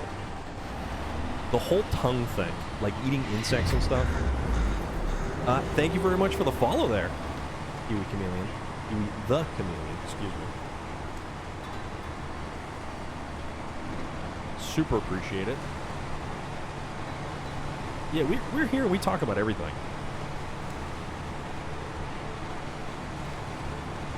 We're all about all kinds of conversation. Alright, let's keep going. Keep going through the snow. Let's get to the gas station before we run out of fuel. How about that? But Ginger Age, I'm pretty good today. I did not go live yesterday. Mostly because yesterday was an interesting day. My brother, my youngest brother, Jay Stu, who some of you may have met from the live stream on Sunday. He accompanied me around the Cars and Coffee event. Has the big cone shape, several different loader. Panther chameleon, no, not Jackson chameleons, veiled chameleons, the horned chameleons. They all have like the real big conical style eyes, and they both move like independently of one another. But yeah, so Sunday, if some of you guys had tuned in, we went live at the Seacoast Cars and Coffee, and we were hanging out, and joined by Jay Stu, who is my youngest brother. Jay Stu had himself some hernia surgery, so he actually stopped by on his way home yesterday, which realistically, dude should have gone straight home.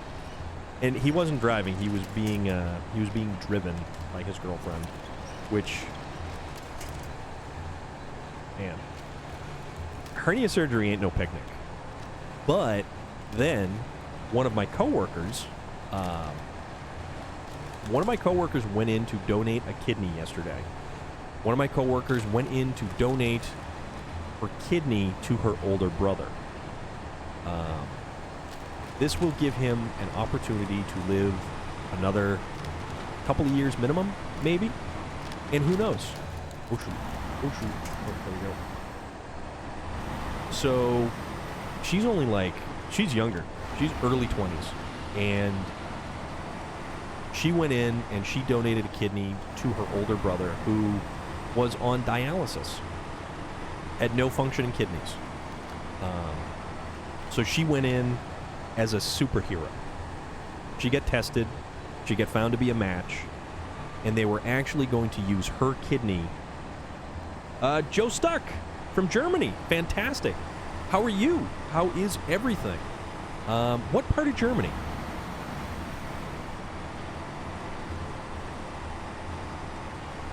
My grandmother is actually originally, well, when my grandmother was alive, and it doesn't change the fact that she actually is from Germany. She came to the United States in the 60s, I think. She was from Karlsruhe. Whoa! Vlad! Munich, Germany. Awesome.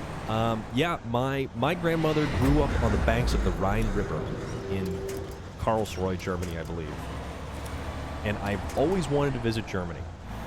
Vlad coming in with the dropping bombs. Gifting 10 subs, Vlad. Dude. Thank you very much. You spent 4 years there? What, Ginger Snaps, what... yeah, not Ginger Snaps. I'm thinking Ginger Snaps because I was talking about Ginger Snaps earlier. Ginger Rage. I'm awful. Don't mind me. Vlad, thank you very much, man.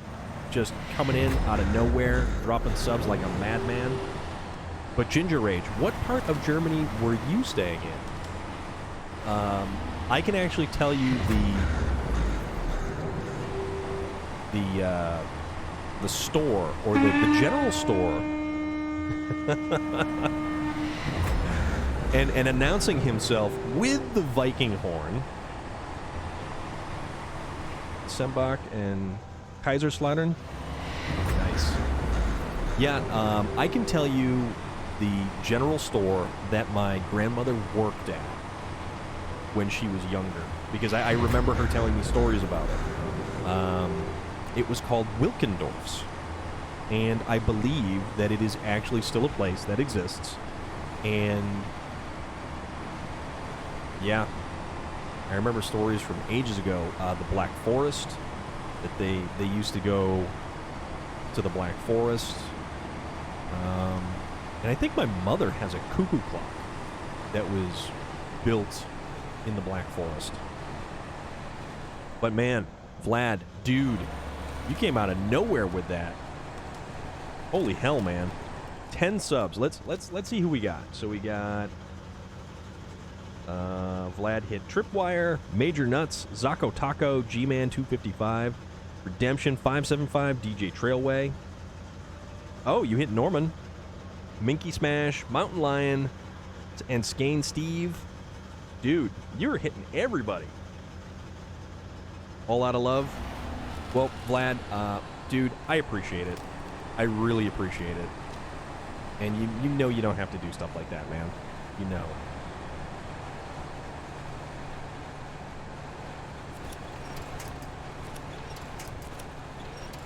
Oh, there's Melissa Headcase chiming back in.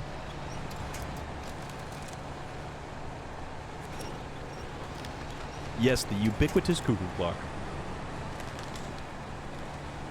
But Vlad, I appreciate it, man. That is huge of you, and I thank you. And for every member that you managed to gift a sub to, I thank you on each one of their behalves, because that's way too damn cool.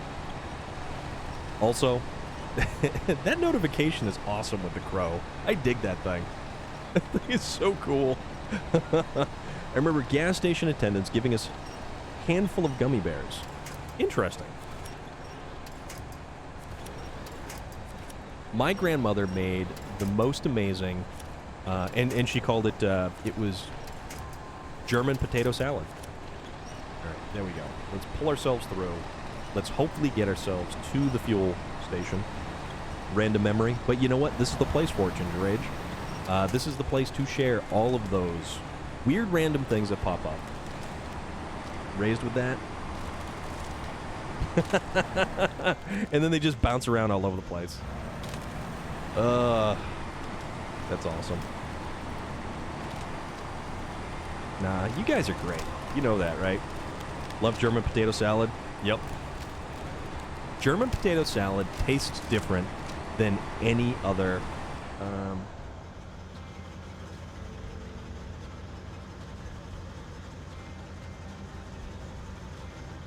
Arto Epsilet. Huh, okay. Yeah, we are back on food, but you know what? It is cultural. We are discussing cultural things now. Also love roots. Interesting.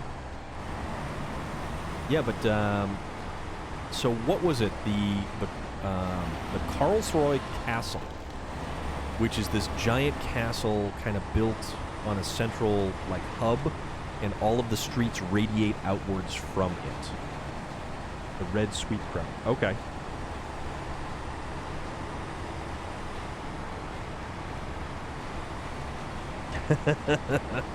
Vlad getting the Discord up there too.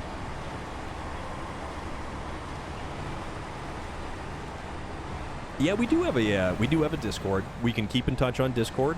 I definitely check my Discord all the time, and yeah, I'm on there all the time. If you guys have SnowRunner questions in general, you need some general positivity, that's what we do, because that's kind of what we're about here.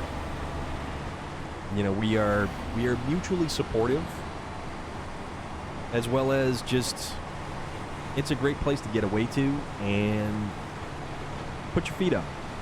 Let's talk about whatever. Have fun. So that's what we do.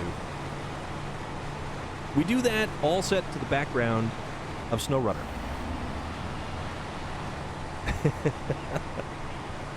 All set to the wonderful background that Amur Russian Federation is. And you know what? We haven't taken a moment to really genuinely appreciate all of this, because this is cool. This game is beautiful. This game is awesome to look at.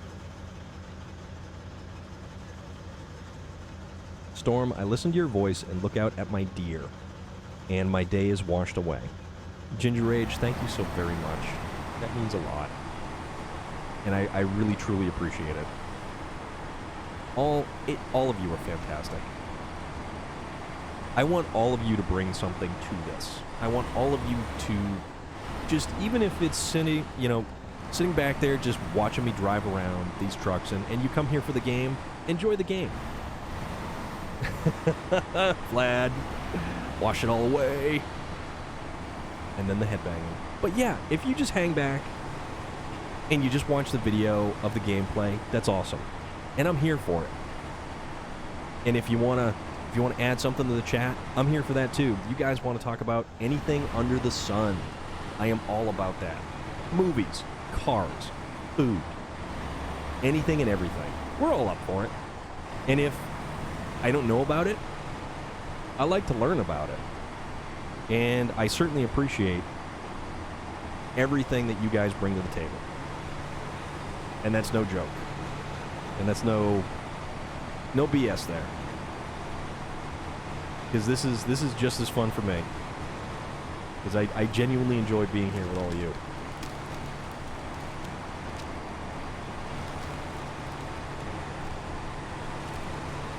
Cruise around in my tappers.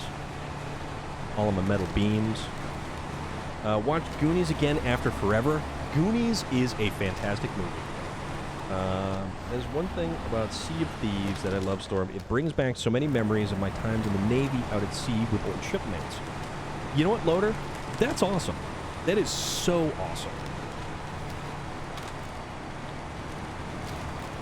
Goonies is a fantastic movie.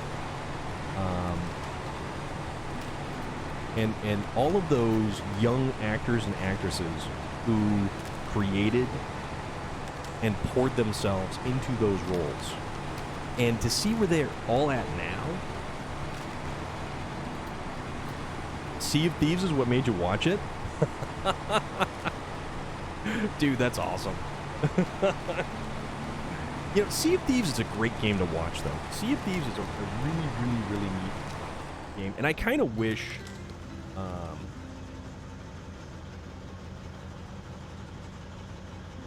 I kind of wish I was able to play Sea of Thieves. I'm not going to lie to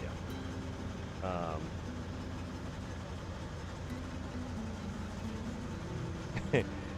Sea of Thieves is one of those things where you know, it yet again, like we were discussing earlier, like Forza, it's an Xbox and Microsoft exclusive.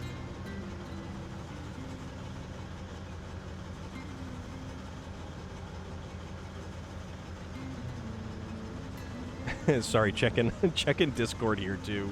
So, except for Corey. Oh, yeah. Yeah, Corey, he's had a very interesting career, and he's had a lot of ups and downs as well.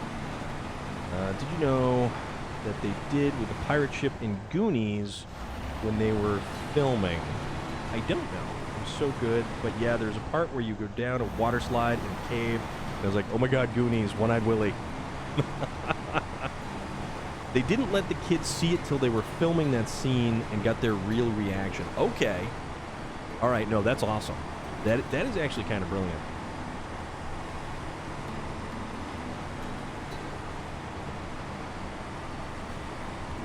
I still like Mikey. Young Mikey, played by Sean Astin, whose father was Gomez Addams in the original Addams Family television series.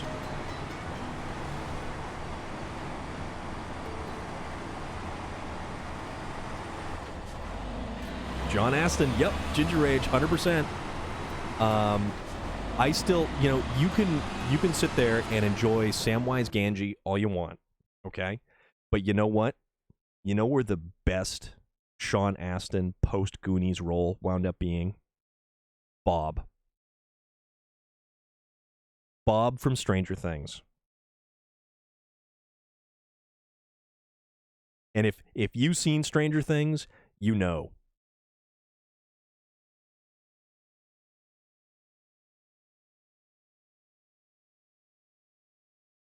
Bob was awesome.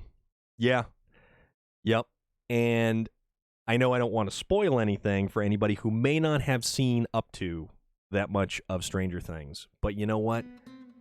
Stranger Things is a great show. And Stranger Things exists on pure 80s nostalgia. Stranger Things is one of those shows that just, that's what it was designed to do. It exists. Oh, yeah, we do need season 4. We need season 4, and I need a little bit of this.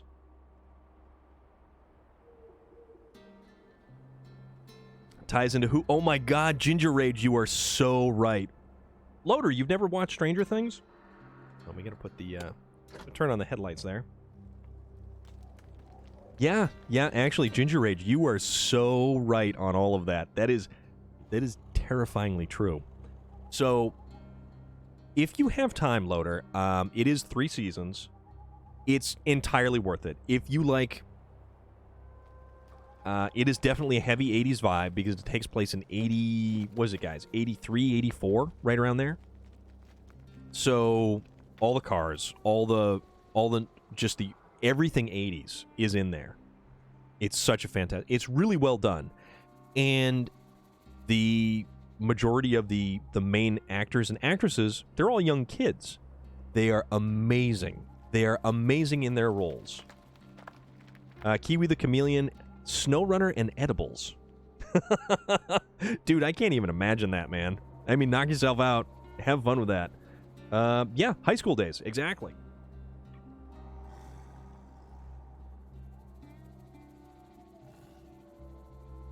The music is there. Everything, the cars. It is everything 80s. And it's a great show. It is such a great show. All right. We're killing a pet cat was a joke for the writers. It is why I won't watch that series. Oh. I'm trying to think. When was that?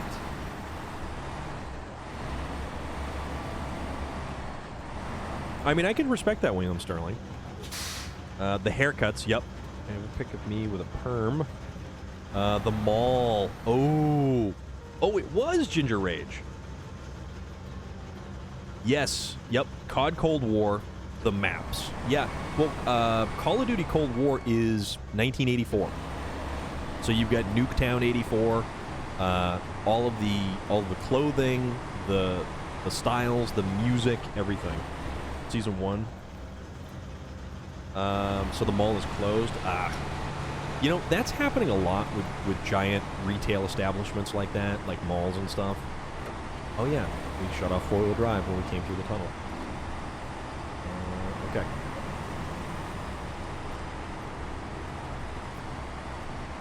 Yeah, that is exactly like the mall. Ghost malls. You know, there are a ton of online sites and sources for... it's called Abandoned America, I think. And they go through all kinds of places.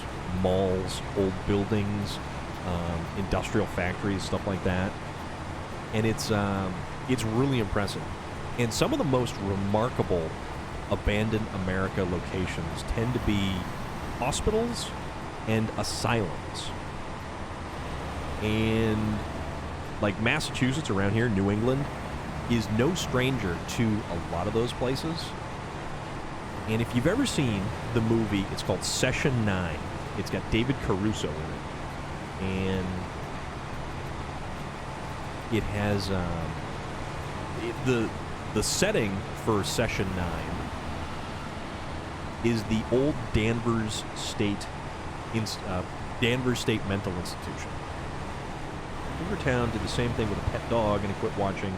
Not only that, but Courtney Cox too. She had the clout to override that kind of stuff, but didn't. There are old abandoned things I follow. Yes, yeah, William Starling. I will completely go with you on that one. And I respect that. I respect your stand on that completely.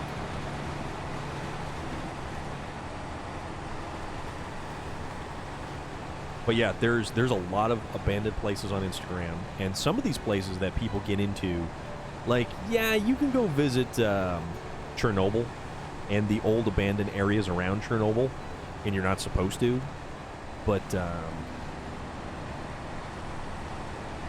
mean, that just looks like old overrun houses and everything else.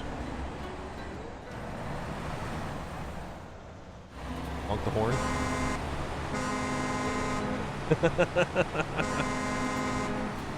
Called Abandoned 2.0, kind of the same thing. Someone made vodka from Chernobyl water. Interesting. You know, the science around Chernobyl is incredible. Oh yeah, we're hauling along. And we're honking the horn. So we need to get these metal beams over to the warehouse down here. And we've cleared the route. So we're just going to roll on the main route. So that's what we're going to do. It's all good. We got this.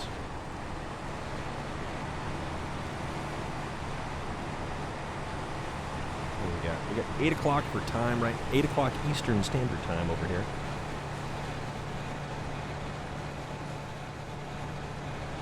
This game is so badass. I've been playing in my Series S. You know what? Kiwi the Chameleon, I love this game. I have played lots of hours of this game. I should probably actually go in and see just how many hours I have played this game. Although, does it say here? I don't know if it says here. Finished. Found upgrades. Sessions played. 273. Missions completed. 492. It's all good, Kiwi. We get what you're putting down there. We're picking up what you're putting down. Right. Smiley Gidget has returned. Going to have to see if my mom has any pictures of you back in the 80s in my casual outfits, not the dress up. Okay. So, just 80s streetwear. How much denim and jean jackets are we going to go with here?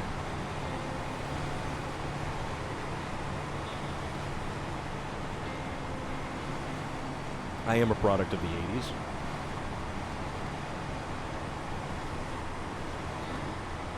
Grew up right smack dab in the 80s.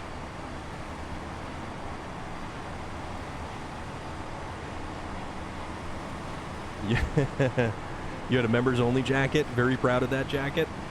Is that why you're getting the new dragon members jacket? What do you think about DC becoming a state, or Texas for that matter? I mean, I don't think it'll happen. It'll probably be one of those things that could be discussed and you know, kind of gone over and everything. Well, DC becoming a state, I don't know, man. But it was a good meeting. Smiley Gidget, that is a fantastic thing.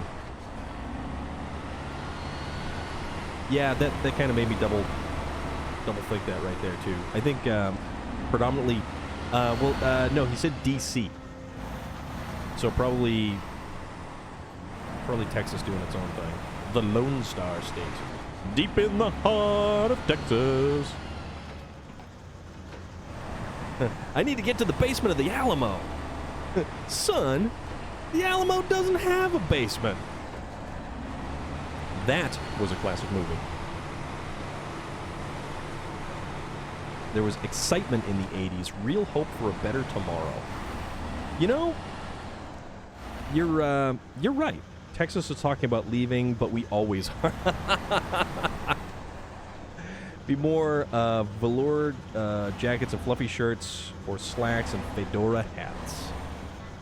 Yeah, we talked about everything that's happening and are all going to help each other prepare for the future. Awesome. Awesome, awesome, awesome. That is good news, Smiley Gidget.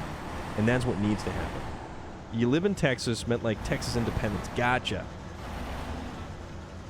Inflicted Sky. Yeah, man, that is what we do, and thank you very much. I mean, I'm not too much of a designer. It's all pretty basic and pretty simple. Yep, Jeffrey is in Texas as well. Man, we get a lot of people from all over the place. How about a roll call? Where are we getting everybody from? I haven't done one of these. I mean, I kind of know just by touching base with everybody where they're sort of from, but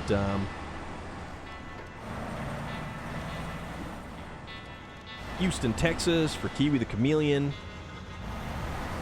Vlad's in Florida. Inflicted Skies in Florida. Yeah, Jay Stu coming in from New Hampshire. Yep, Norman, we get Vladdy here. Atlanta, Georgia. Melbourne, Australia. Australia.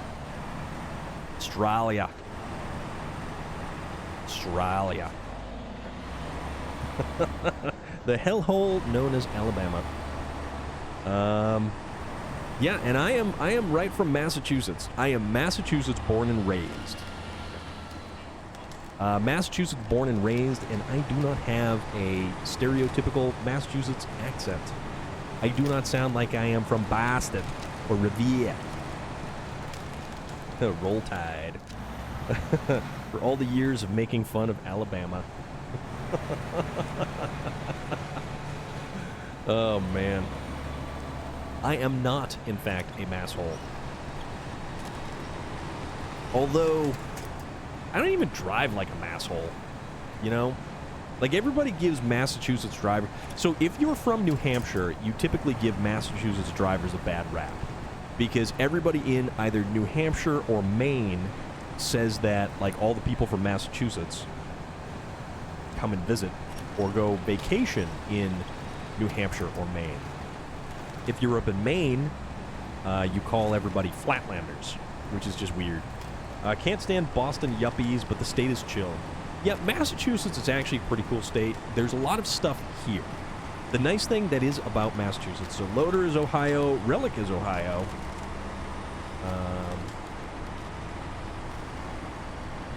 The cool thing about Massachusetts is, if I want to go on a whale watch, I can drive an hour and hit up Gloucester, and I can go on a whale watch out in Stillwagon Bay and watch for whales.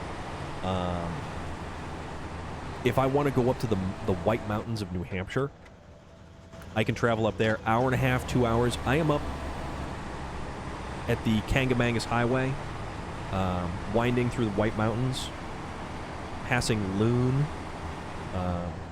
Stu, speaking of whale watch, keep my messenger. Okay.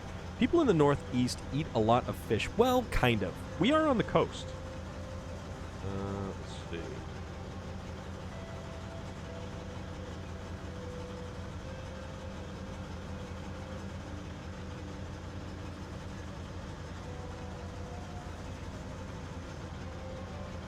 Oh, yeah. J. Stu just shared a picture of his Whale Watch t-shirt, which is pretty cool. J. Stu, buddy, how are you feeling right now? You know, the thing about it is, like, in the Northeast, there is a lot of fishing towns as well. You go to Gloucester, gotta run. Thanks for the chat, everyone. Ginger Rage, thank you so much for stopping by and hanging out and being awesome. Yes, you shall see me soon. Chances are I'm going to try to be on tomorrow as well. That's not your shirt? Whose shirt is it? Or is it the small humanoid shirt? The small humanoid known as my nephew, your kid. But yeah, Ginger Snaps, stop by anytime. Hang out for as long or as short as you like. Small human shirt? Okay. Well, I mean, it kind of looks like it would fit you, so there is that.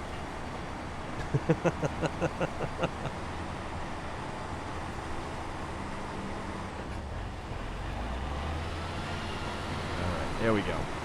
Kick it up into another gear. Let's get this stuff delivered, and let's see where we're going next. Because I have no idea. Actually, this truck doesn't have a bad horn. This truck has a horn that is a lot better than some of the other trucks that we've been driving. Let's hop into the cab. Check out these really old school dials. Gauges. This is cool though. Cruise along. Get a little bit of a vibration. Cab shaking a bit. A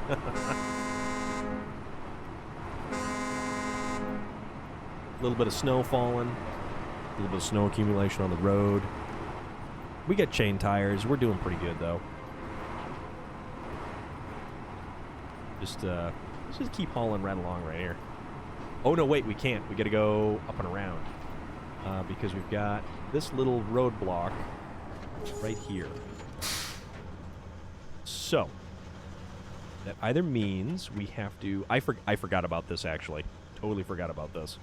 So we either have to kind of go around here and double back, or we go up and over this little thing right here. So, I think we're going to go left. We're going to take the safer route, because I don't want to... Wait, why are we not stopping?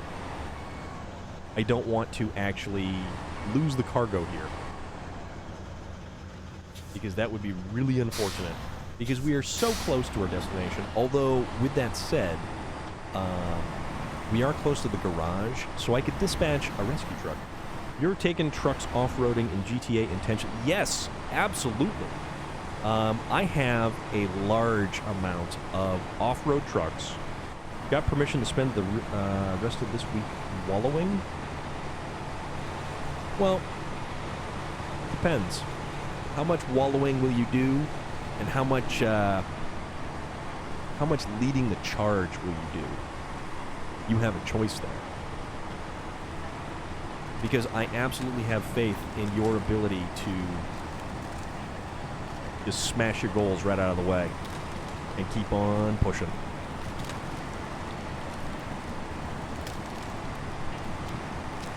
Alright, let's keep going here. I love the water in this. I love the way the water looks. I love the way the snow looks. I love the way the mud looks. How many bags of Vegemite chips will that be? As in, it's okay not to do as much work. Okay. That is acceptable. That is entirely acceptable. I could have even given you permission not to do as much work.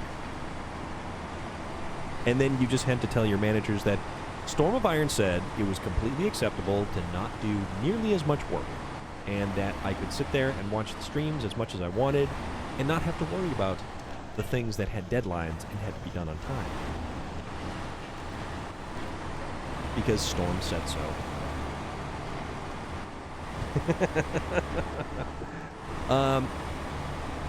Yeah, back to what you were saying, Kiwi the Chameleon. I have several off-road trucks. I have the off-road race trucks. I have like the big F-250 Super Duty crew cab truck. I've got, well, absolutely. I mean, you can't be handed news like that to say that your role in an establishment is coming to an end at a particular point in time, and then expect people to... Wait a minute. Did we go the wrong way? Oh, we needed to go right. Oops. Back up. Yeah, that's right. It's over there. I just say you don't need me to do it anyway because it's just redundant work. Yeah, there is that. There is that. Alright, so, uh-oh. What now? Alright. Try not to tip this stuff over.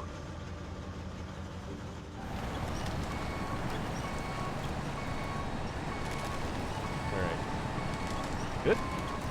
Can we spin it around? I think we can spin it around. Yeah, you know, it's entirely understandable that after being told that, hey, you're not going to have a job potentially in a certain amount of time, but just keep up that productivity, why don't you? Also, let's make it daytime because it would be much nicer if it was. See, look at that. It's all nice and bright. The snow is white and fluffy. And then I have to go drive through it and drag my muddy tires all the way across. Good stuff like that.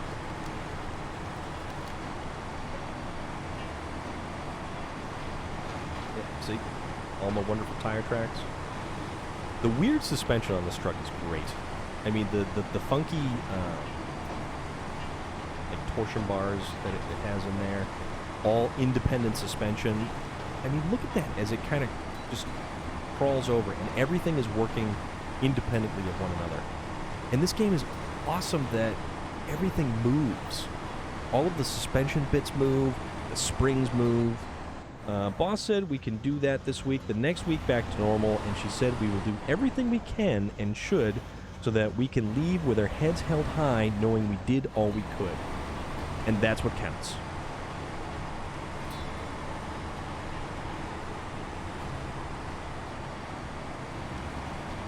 I certainly hope that that is not just blowing smoke up there. I mean, you're gonna leave with your head held high regardless, Smiley.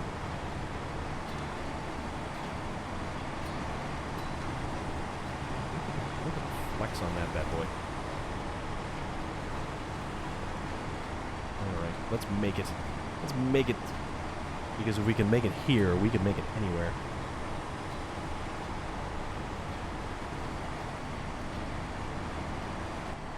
Just leave out a paragraph here and there. I mean, yeah, there is that too.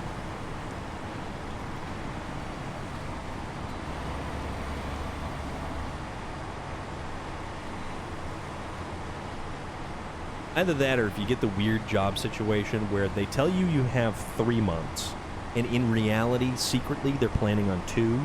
So once that 2 months passes, then you show up to work and like the doors are locked and you can't get in.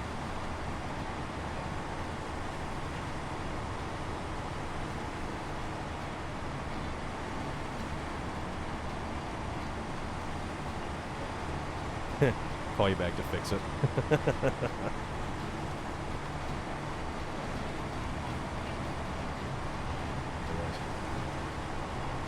I think we just keep going straight here. Keep going straight? Yeah, we keep going straight. We'll keep going straight. Let's do that. Let's get a cool in-cab view. All of our goofy little like levers and dials and knobs and this guy just whipping the steering wheel around. The goofy gear shift indicator that's right on the dash, and the little Datsun, the little dashboard Datsun.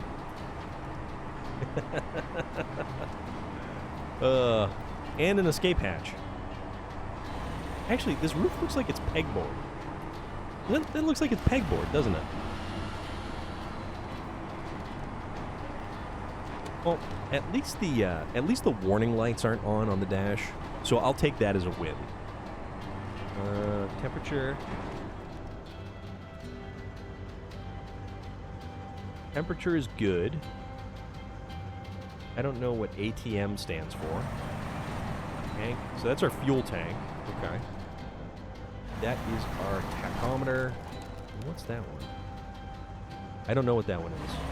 Oh, it's got to be air pressure. Air pressure. Because it's APG?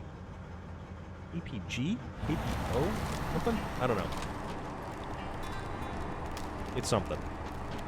But there's letters on it. I don't know what the letters say, but, you know.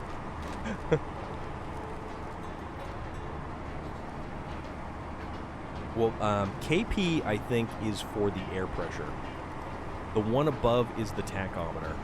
And on the left-hand side, you have the temperature, the fuel tank. But ATM. There's one ATM on one side and one ATM on the other side. All right.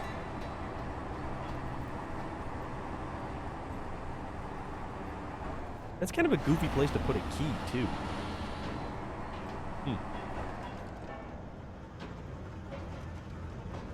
Yeah, words. Words. No, we don't want that. We want that. Okay. So we're back. Back to cruise on with a giant buffalo on the side. I do love the wrap on these vehicles. They're awesome.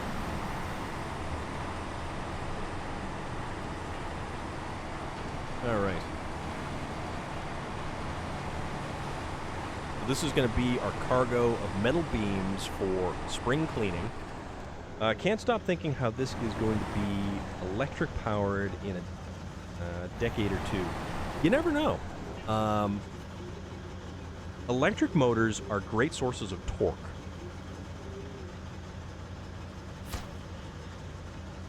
Yeah, but I don't think it's ATM, and I have no idea what that stands for in Russian. Okay, spring cleaning, not bad indeed. If we keep it up, we'll build a small space empire.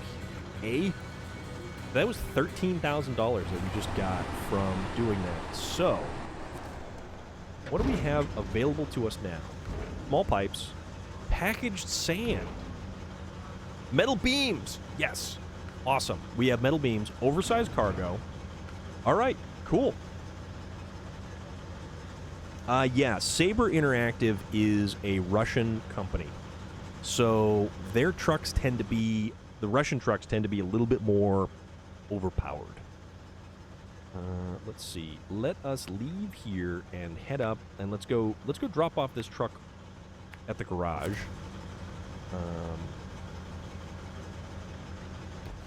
Yeah, Sabre Interactive is the developer and creator of SnowRunner.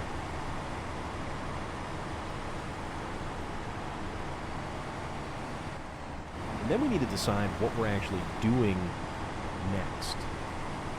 And can we, in fact, get through this little tiny area? Oh, there we go. Yep. Okay. We're good. We are, in fact, good. Is it Russian oil money? Well, maybe. Potentially. Alright, so let's get to refuel real quick off the, let's fill up off the roof racks. Do that. Just to be on the safe side. Because we're going to just go zip up the side of the mountain here. We're going to sell the trailer, get back to the garage, and then we're going to figure out which one we got to do next. Because the big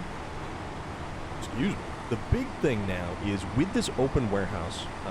Oh, dude, absolutely. Absolutely. And they actually, the devs on this game actually do try to address the concerns of the game and any issues and glitches that players in the game are actually experiencing. So that's kind of a big plus right there. So, Okay. I'm gonna go dump this thing off because I think we do have... You know what? Let's take a look now, actually. So... It's block alpha that we need. And block alpha, we need sawmill blues and plant restoration. So... Sawmill... Okay, sawmill blues just opened up. Sawmill blues just opened up. And the sawmill is over here. And realistically, we should probably try to take care of this. But maybe we'll get that after we do the sawmill. So that's something. So plant restoration, sawmill blues, before alpha. So sawmill blues, plant restoration. Okay. Sawmill blues. Which one's plant restoration? This one. Okay. So plant restoration is going to be delivering stuff to the plant, which is bricks, concrete blocks, metal rolls, cement, metal beams. Okay. And I think, I want to say, sawmill blues is probably going to be what we do next. Yeah, so we'll do that one, and then we'll do plant restoration, and we're going to continue to keep working towards launching the rocket. So.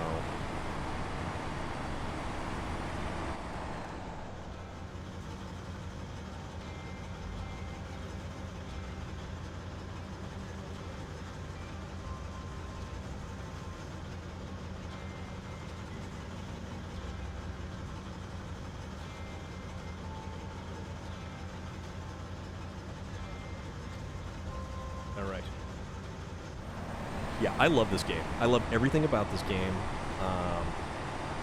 The main issues with this game are minor. There were some glitches early on with the disappearing trucks. You had loading issues when you were trying to actually take stuff with a crane and put it in the back of a truck or put it into a trailer, and the stuff would pass right through the trailer or the truck. That was unfortunate.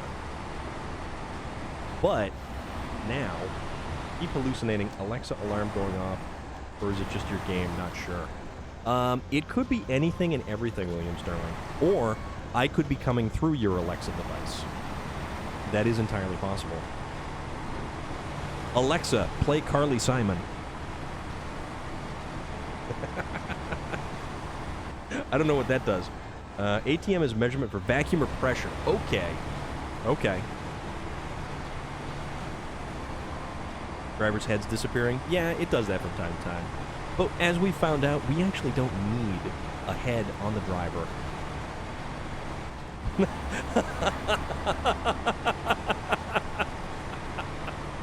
Oh, William Sterling, I am sorry. I had to do that. It just sounded funny at the time.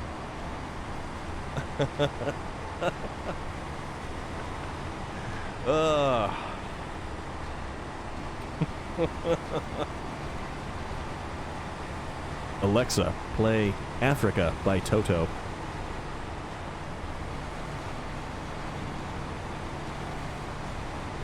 Well, it's got, I think that has to do something with the suspension, because it also has the air pressure gauge probably for the brakes.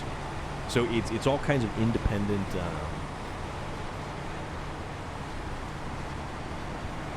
air and like vacuum lines and stuff. Well, at least you like that song? Okay. Okay. I can go with that then. I'm sorry. I just had to do something goofy like that because it seemed like the fun thing to do at the time. My bad. I apologize for nothing. Oh, man. Okay, that's funny. Don't mind me. So which truck are we going to use? We can actually use something that's a little bit more mild, I suppose. So once we get back to the garage, air pressure is probably the variable suspension. Potentially, yeah. because I don't know if the differentials in this are all air locker differentials. I think they're full-time, like all-wheel drive or forward. Well, both axles are driven at the same time. But I don't know if they've got clutches in there. I have no idea what the system is like. It's a technological marvel to see a cutaway of the main chassis on this thing. And I've looked at pictures of it online. I believe it was Rambada who actually had brought up these trucks originally, and I wanted to find out more about them. And they were just really, really, really cool trucks to learn about. But then again, a lot of that stuff in the old, like Russian Federation kind of vehicles or Eastern Bloc vehicles.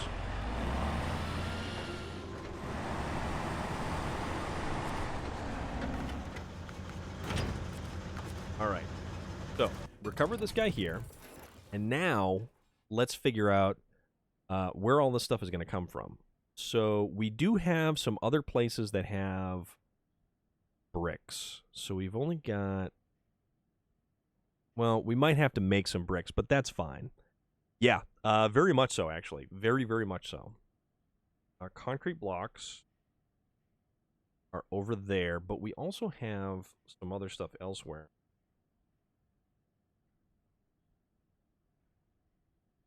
And metal rolls, I believe, are all the way up here. Okay, so there's 2 metal rolls up there, and then packaged sand from that warehouse right there. Let's see. Let's double check and see what actually we have for, like, bricks and stuff. So this warehouse, I have some stuff over there. Okay, we've got 2 bricks there. That's good. We have 1 concrete block there. That's kind of okay. So I think we need 4 bricks total. This has 2. Okay, nope, this is doable. This is doable. Now the plant over here will make our medium pipes, metal beams, and bricks, but we don't need, because we have metal beams right here.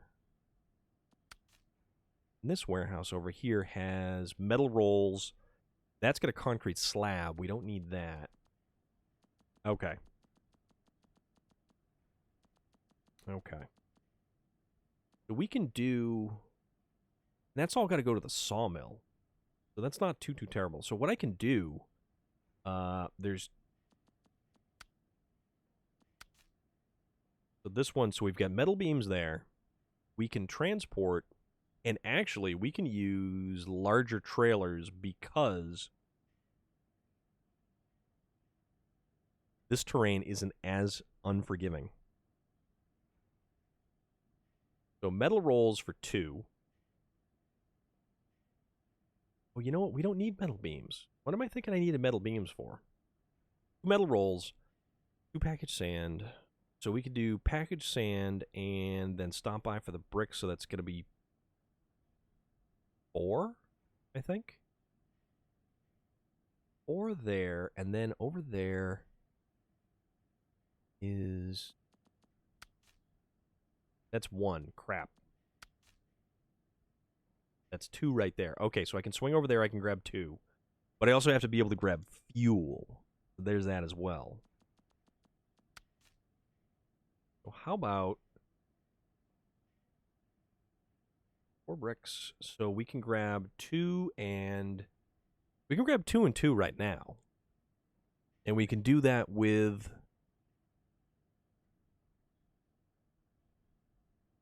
Truck, like... Okay. Let's decide on the truck that we're going to use.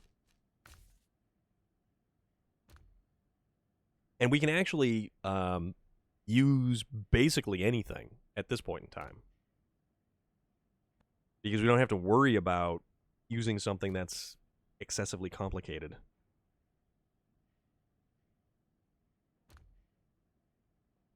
We can do that. We can, yeah. Not another 8-slot trailer, though. Not another 8-slot. I still love that Navistar.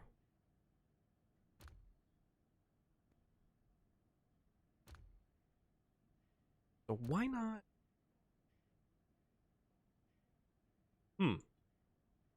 Could always use the Dairy Longhorn again. There's the Dan that we could use. I don't want to use one of the Kolobs because we want to use something with chain tires on it. And something that actually has a little bit of fuel to it as well. I would use that Freightliner, but it's only got a 200-liter fuel capacity, which isn't nearly enough for doing some of the stuff here. So, Caterpillar CT681. I mean, that's a possibility. Or, and you know what? We're not really hauling anything that's super, super heavy. The fun missions on this map is the refinery ones. Yeah, haven't hit those yet. I need to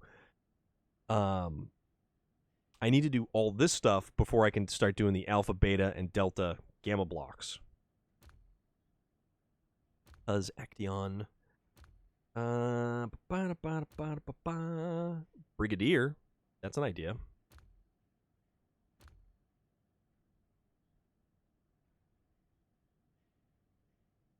Oh boy, it's going to be 87 degrees and cloudy tomorrow. The Navistar is very different, but still reminds me of the dual truck. Oh, William Sterling going back with a wonderful old reference for a movie. Now, in the movie Duel, what kind of car was the guy driving trying to get away from the truck?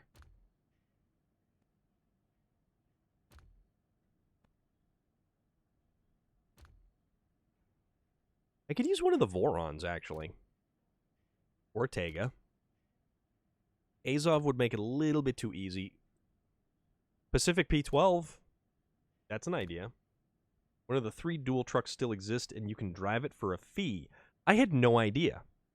Was it a Plymouth, or was it... I thought it was a Pinto. International Paystar, which we haven't used in a long time. That can actually haul 3 slots of cargo. Zix. The other Zix. The, wait a minute. A twin steer? This game needs more emergency vehicle mods. Well, I don't play with any mods, though, Kiwi the Chameleon. Was it a sedan, or was it like a little wagon? It's been such a long time since I've seen that movie. Freightliner. But Kiwi the Chameleon, this game has a huge mod support to it. If you're on the PC, you have access to far more mods than you do if you were on a console. Which, unfortunately, I am on a console, but not unfortunately, I don't play with mods. There are all kinds of, like, flatbed stuff. There's just all kinds of stuff. Caterpillar 770 is useless because it can only take one style of trailer, which there is only 2 of in the entire game. Oh, the old Paystar, the Bandit. There's the Royal. Yeah. What was it, William Sterling?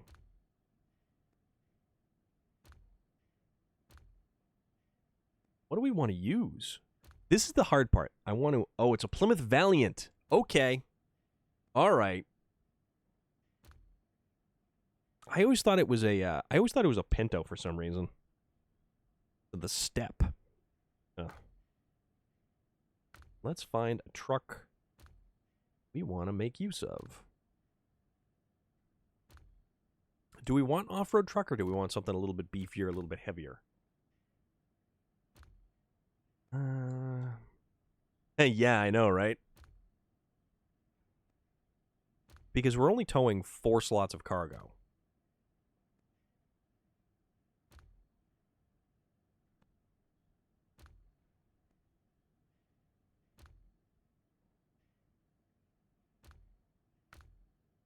You know what? Hell with it. Let's use a Freightliner. Because I don't use this truck nearly enough, and I miss using this truck. Yeah, mods on consoles, it's just... Yes, it is very limited. Second car was a Pontiac Aster. Put the low saddle on. Is it the low saddle? Yeah, I need the low saddle. We'll leave the garage. Oh, you know what? The only thing about the Freightliner is that sometimes some of the trailers hang up on the back of this thing. So if I try to make like a real tight corner, their version of the Pinto, they fix it? No. Okay, so this is full lock, and I don't know if this is going to hurt me or if this is going to... Well, it's going to prevent it from jackknifing. I know that much. Peterbilt 281 would be a great truck for the game, though, in real life. I doubt it could do anything in the condition. No power, steering for one. Your drivers would be bigger than the Hulk. Oh, dude, you are so right on that one. So right on that one. Okay, you know what? Yeah, let's, yeah, see, we...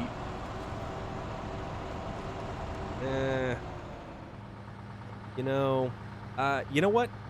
To hell with it. Let's do it. Let's do it. I don't know if this is going to help us or hurt us, but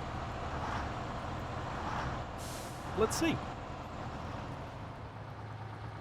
Also, I'm not going to have nearly enough fuel, so I am going to need to run out with a fuel truck to kind of keep this thing gassed up.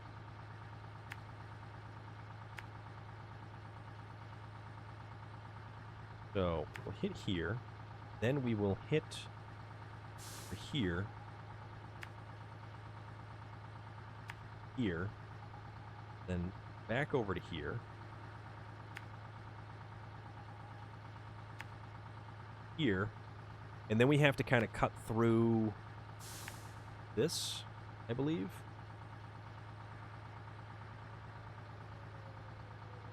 Wait a minute. No, where was it? Hold on.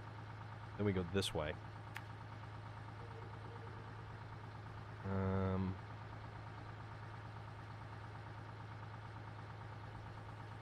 Yeah, okay. So we go here.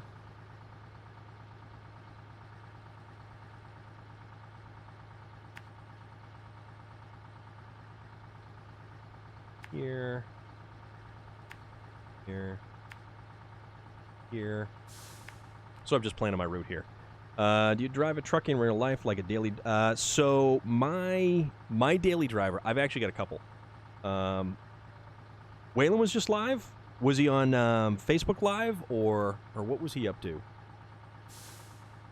How am I going to... Oh, I see. Okay.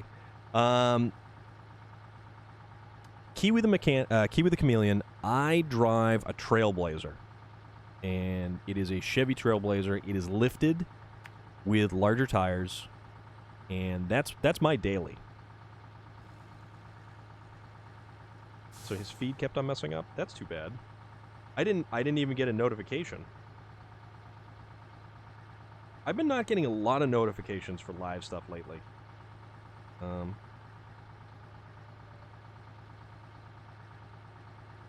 Oh, they're setting up. Okay.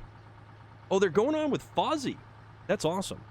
But yeah, Kiwi the Chameleon, it is, it's the inline 6, so it's a 4.2 liter inline 6-cylinder. But it's a really torquey motor. It's a great driving truck. So it's lifted. It's got probably, I guess you'd say they're 32s. I was able to stuff 32s underneath of it. It rubs a little bit, but the most that you can, the most suspension lift you can get out of those trucks is 3 inches. Any more than that, and you're overcorrecting or overextending the axle shafts and the ball joints. And as it is, they don't make any extended control arms. They don't make any extended suspension pieces. All the Trailblazer SS guys have real cool rear suspension stuff because it doesn't matter, because they're lowered. So, drive a Civic, and this game makes me want a truck. Honestly, trucks are fun, man. Off-road trucks are fun. Also, on-road trucks are fun as well. I had, up until about a year and a half, maybe 2 years ago now, I had a 1990. So, the Chevy CK1500 in this truck, basically think of that, except the step side, go with like a straight side. So a regular cab, 8-foot bed truck, and it was a 1990 Chevy 454 SS pickup truck. So you've got a two-wheel drive, short bed, short cab truck with a 7.4-liter big block Chevy motor, backed up by a TH400 transmission. That was a fun truck. That was essentially like the giggle machine. I wouldn't drive it often, but when I did take it out, it was so much fun. It was so much fun. And you can't help but laugh when you hop in it and you just whack the pedal and the thing just crackles. It didn't have headers, but it had,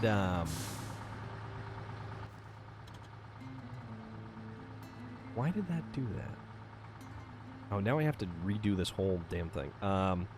So it had manifolds, and the factory exhaust was kind of butchered up a little bit because it's got a Y pipe that typically goes into a converter into a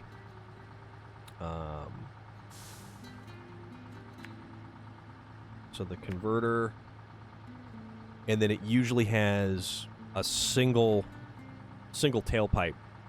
Whoever had it before me put dual pipes, glass packs, so if you got on that thing, it sounded like a thunderclap when you snap the throttle. It was gunshot loud. But it was so much fun. It was so much fun. You had to idle past the friendly local police officers because they really just... oh, thank you very, very much for the follow. Umpelv? Ulmupelv? Ulmupevel. Pevel. If I am saying that right, I hope I am saying that right. If I am saying that wrong, please, by all means, correct me, because I do not want to butcher anyone's names. Thank you very much for the follow, though. We are sitting here playing away with some SnowRunner still. And, guys, for older followers of the channel, you know what Truck Darts is. Truck Darts will be making a comeback. Maybe tomorrow, maybe Friday. So we'll see. We'll see what happens with Truck Darts. Because I'm having a lot of fun on this map, and this stuff is a blast right now. Okay, so we're not going... Are we going down? Which way are we going down? Oh no, we have to go a little bit further forward before we try to descend the cliff. Well, we got this. I mean, I guess we got this.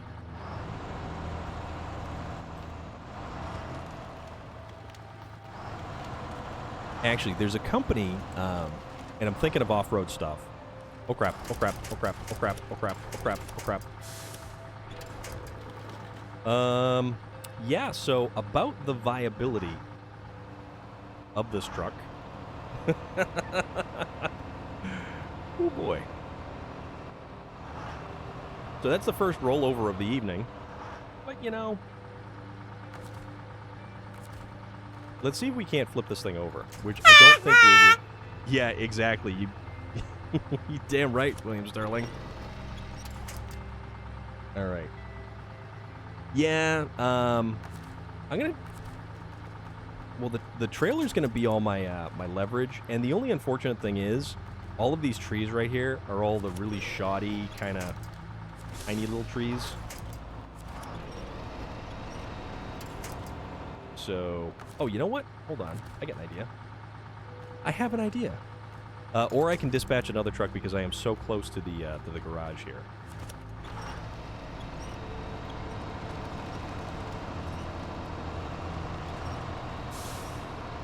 Gonna just snake my way down the mountain.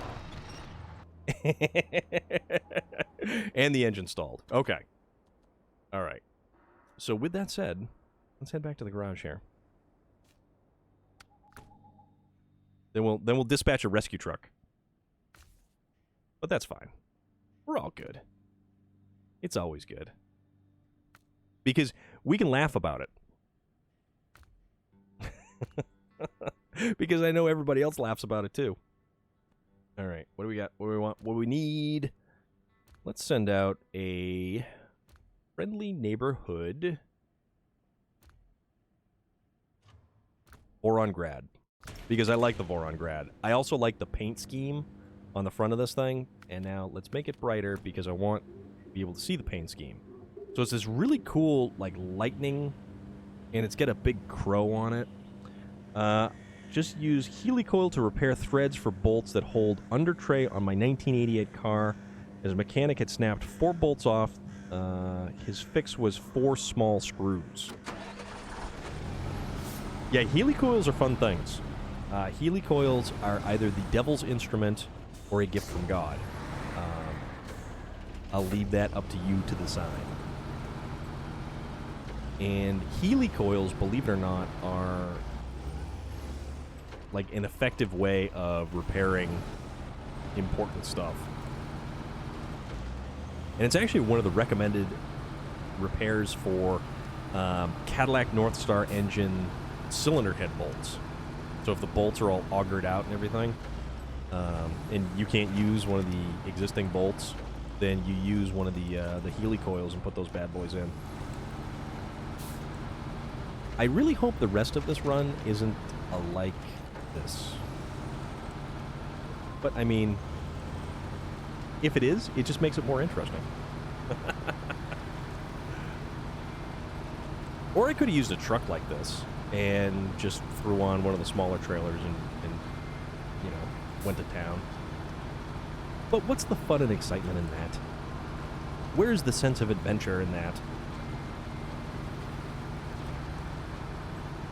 But yeah, as I was saying, Truck Darts will be making a return this week. And it may be tomorrow, or it may be Friday. And you guys who have seen Truck Darts know what Truck Darts is all about. So we'll be having a blast with that.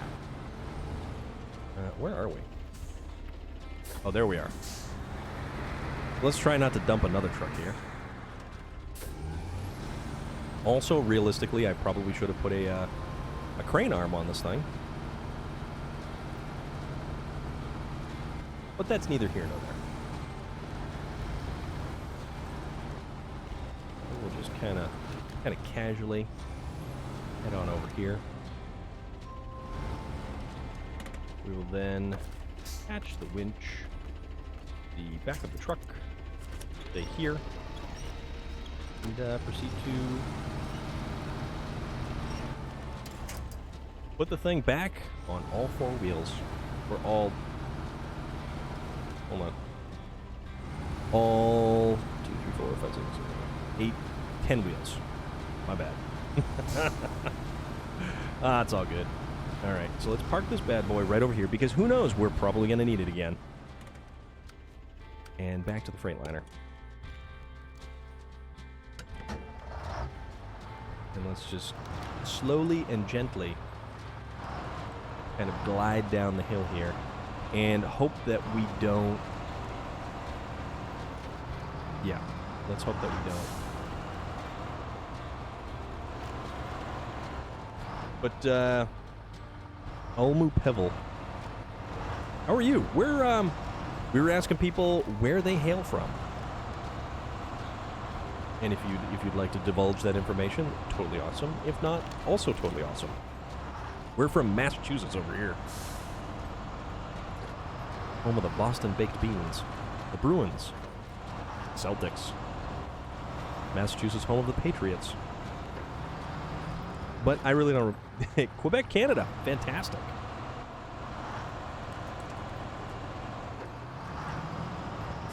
And I would certainly hope that you are also another SnowRunner fan. Because well, I know I'm a SnowRunner fan. Or else I wouldn't really have fun playing this game. Let's see, what was I actually getting here? Packaged sand. So 2 pallets worth. Oh my god. Those are gigantic bales of sand. Alright. Let's swing it around. Because we don't have the ability to kind of crank it around. Love this game, fantastic. Baker Island. That is the one, I think, off of the coast. Let me double check here. Because we're all about finding out new stuff. Baker Island, Massachusetts. Oh, it's in Salem. Okay. Yeah, Baker Island. Baker Island is a small private residential island in Massachusetts Bay in Salem, Massachusetts. It is located southeast of Gray Misery Island and Little Misery Island, northeast of North Gooseberry Island and South Gooseberry Island, and far northeast of Children's Island. Okay. Now we've all heard of Baker Island. But there's actually a couple of cool little islands that are off of the coast of Massachusetts. You've got the touristy ones like Nantucket. That's okay. You can get over there by ferry from the end of Cape Cod. Or there's some other stuff. I think there's one with it's got a fort, cannons, the whole 9 yards. It's been forever since I've been out that way. Typically, I don't go into Boston all that much. Mostly because I don't like anything in Boston. I really have no need to go into Boston. Oh yeah, this one's got a good horn. Boston really isn't my thing. Plus, driving in Boston is a little bit of a nightmare. So there is that. But, I mean, Boston is cool because of a lot of the history behind it, and there is a lot of neat places in there. They've got the aquarium, the Children's Museum, you've got Fenway Park. I've been to Fenway Park all of once. I have walked by it several times, although one of the real cool places in Boston, Hoosier Tunnel, I will have to double check and see what that is. What am I stuck on? I'm stuck on something. Probably ice. Yep. So. Oh, that's it. Mount Auburn Cemetery. If you look up Mount Auburn Cemetery, and I will spell it for you. Mount Auburn Cemetery is absolutely worth a visit if you ever make it to Boston. If you ever like beautiful landscaped areas. Why am I stuck on something? There we go. Maybe this wasn't the best of trucks to use. Maybe this was the perfect truck to use. Alright, winch off the front.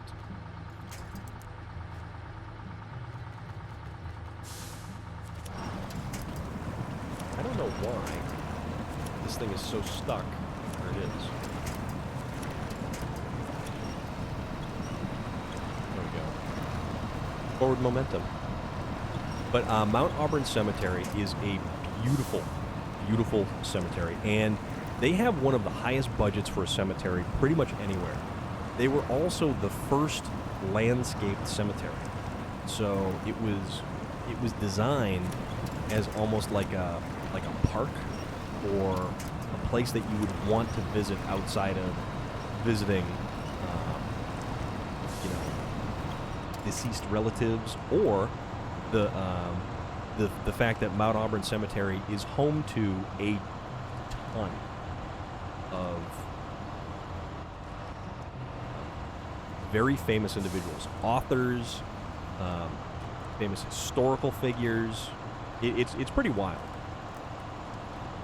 But then again, Boston is a stone's throw from Lexington, Concord, Bedford, all of those places that figured into the Revolutionary War. I grew up in Concord, Massachusetts. I grew up not far from Walden Pond. Henry David Thoreau, the Alcott House. Louisa May Alcott, who wrote Little Women. Bricks. 2 bricks. Okay. Actually, what's that over there? Is that more bricks over there? Oh, there's more bricks over there. Damn it. Huh. How many more bricks are right there?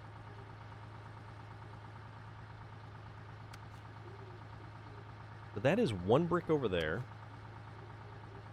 This is... Oh, that's 2 bricks. It figures.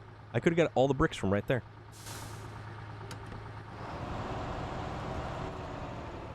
We're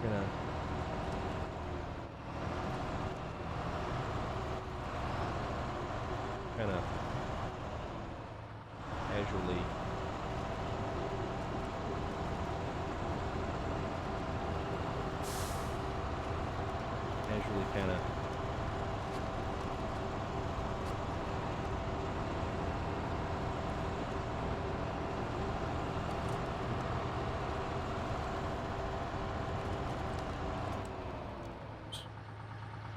Because mostly I want to get it so that I can just get the marker off the map. Because I went to the wrong side and took the bricks from over there, not from over there. And then this is where our lumber is going to be, so that we can probably attempt to repair that water crossing that we still need to do. What do we got? We got almost 9 o'clock. So I'm thinking... So probably once we hit about the 9 o'clock hour, we might consider that may be our stopping point, because that'll put us at 3 hours for the evening. Well, we are about 3 hours in. We started off right from the get-go, less than 5 minutes in. We had a Wonder Wanger raid, and he came from playing some Forza. Surrey, United Kingdom. Fantastic. I really enjoy learning from where you guys are all from. It's awesome. Will you take the... Yeah, why not? We'll do that. Definitely do that. Let's see about trying to get out of here without flipping the trailer over.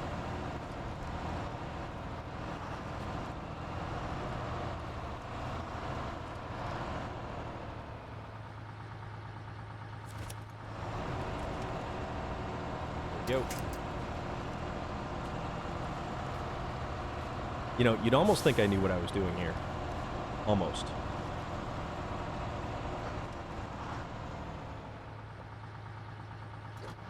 All right. Forward direction. So we got 3 bricks and we have 2 units of packaged sand. That is going to put a pretty actually decent-sized dent in the amount of materials that we actually have to get for opening up the sawmill. And when we get the sawmill opened, we can get the 4 planks that we need for that crossing. And then we need 2 more logs, I believe. So we'll get that figured out, squared away. And then this is where we get stuck. This note. You know, it's not that the truck can't do it, it's that the trailer gets hung up on everything. Which is too bad, because these trailers, you know, you're supposed to be hauling this stuff all over Hell and Creation. And we were using the Zix to pull a trailer, and we had to use the Azov to kind of shove it from the backside to actually break it loose from when it bottomed out. So like all the legs and stuff, all the undercarriage on the trailer itself.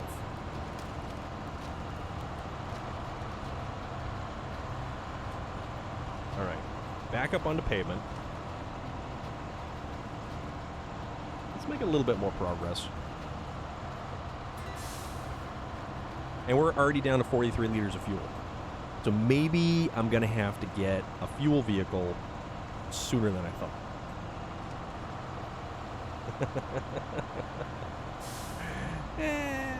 Things happen.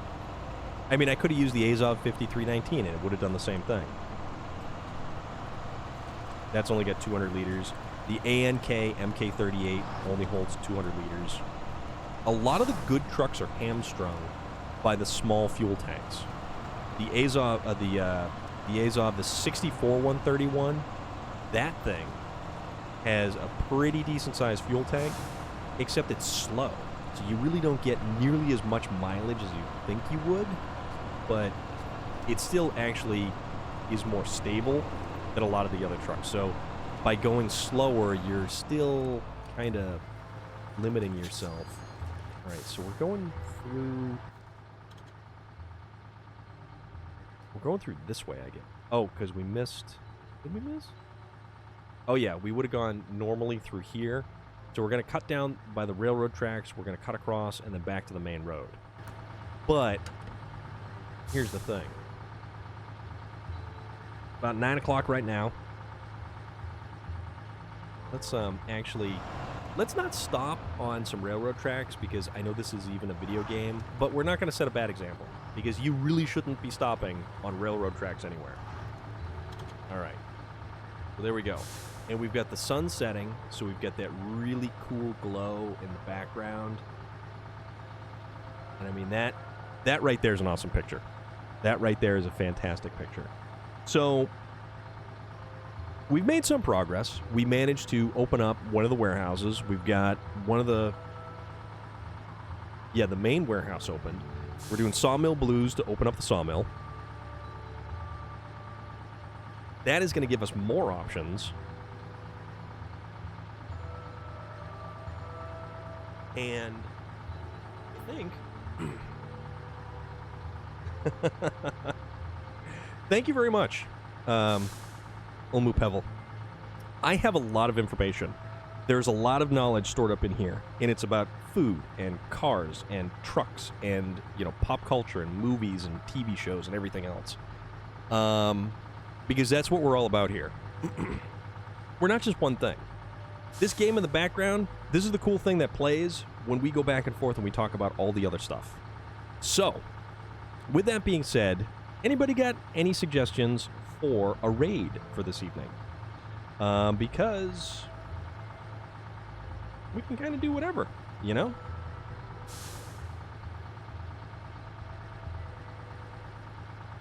See who's on. We've got...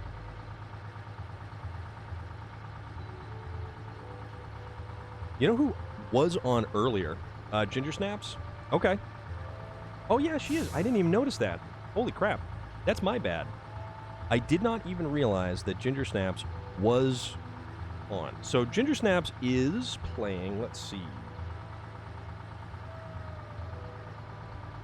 All right. So here's the thing, though. Ginger Snaps is kind of having a more serious discussion about some topics and things that happened earlier today. So I don't want to kind of, you know, jam that vibe. So I don't know. Yeah, because, yeah, she's having a little bit more of a serious discussion right now. So I think instead of Relic, thank you very much. Before we go, let's kind of recount everybody who followed, everybody who did all the cool stuff tonight. So we got Wonder Wanger with the raid earlier, Boston Bully with a follow, Gain Steve with the raid earlier, Rowan with the follow, Melissa Headcase gifting out the sub to Rowan. Got Unseeing Frame followed. Kiwi the Chameleon you followed. Yeah, Smiley, we are wrapping it up right now. Vlad gifting out 10 subs, being awesome. Olmu Pevel with the follow. So we got a lot of stuff going on tonight, guys. But trying to figure out somebody to raid because I don't want to drop into Ginger Snap's stream because she's kind of digging into some heavy-handed topics and I don't want to crash the party. Let's see. You know what? If you guys like trucks, we got a guy here, Morpheus Simulations. He's doing let's see. It is American Truck Simulator. And I know we like trucks.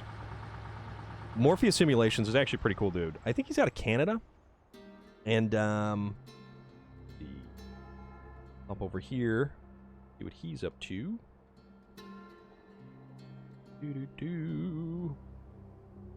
Oh, we get an ad break. So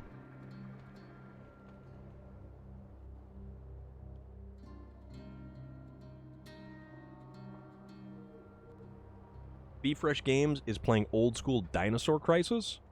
Ooh, that's an idea. Okay, so tell you what. If anybody has any preference to where we're going, let's raid somebody new. Let's do that then, Relic. because I will take your recommendation. Be Fresh Game. Hopefully I spelled that right.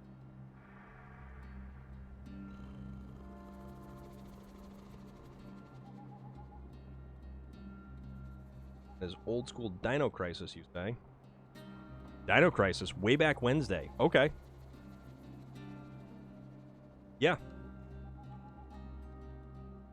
Smiley Gidget, thank you very much. Everybody who came along on the wonderful journey this evening, thank you. Make sure you follow along on the Discord. You'll get more of my updates when I go live, but we're going to be here tomorrow, so let's do it all again tomorrow. More SnowRunner tomorrow. So let's do the raid on this guy. Everybody, thank you so very much. Oops, totally butchered the name on that. Hold on. It helps if I spell things correctly, too. So... but yeah, all right. Oops, don't haste. Come on. Batting 1,000 here. Wait. Haste. All right, guys. We're gonna go raid Be Fresh Games, doing some Dino Crisis, and we'll be back tomorrow with more SnowRunner as the sun sets in the background on our game for the night.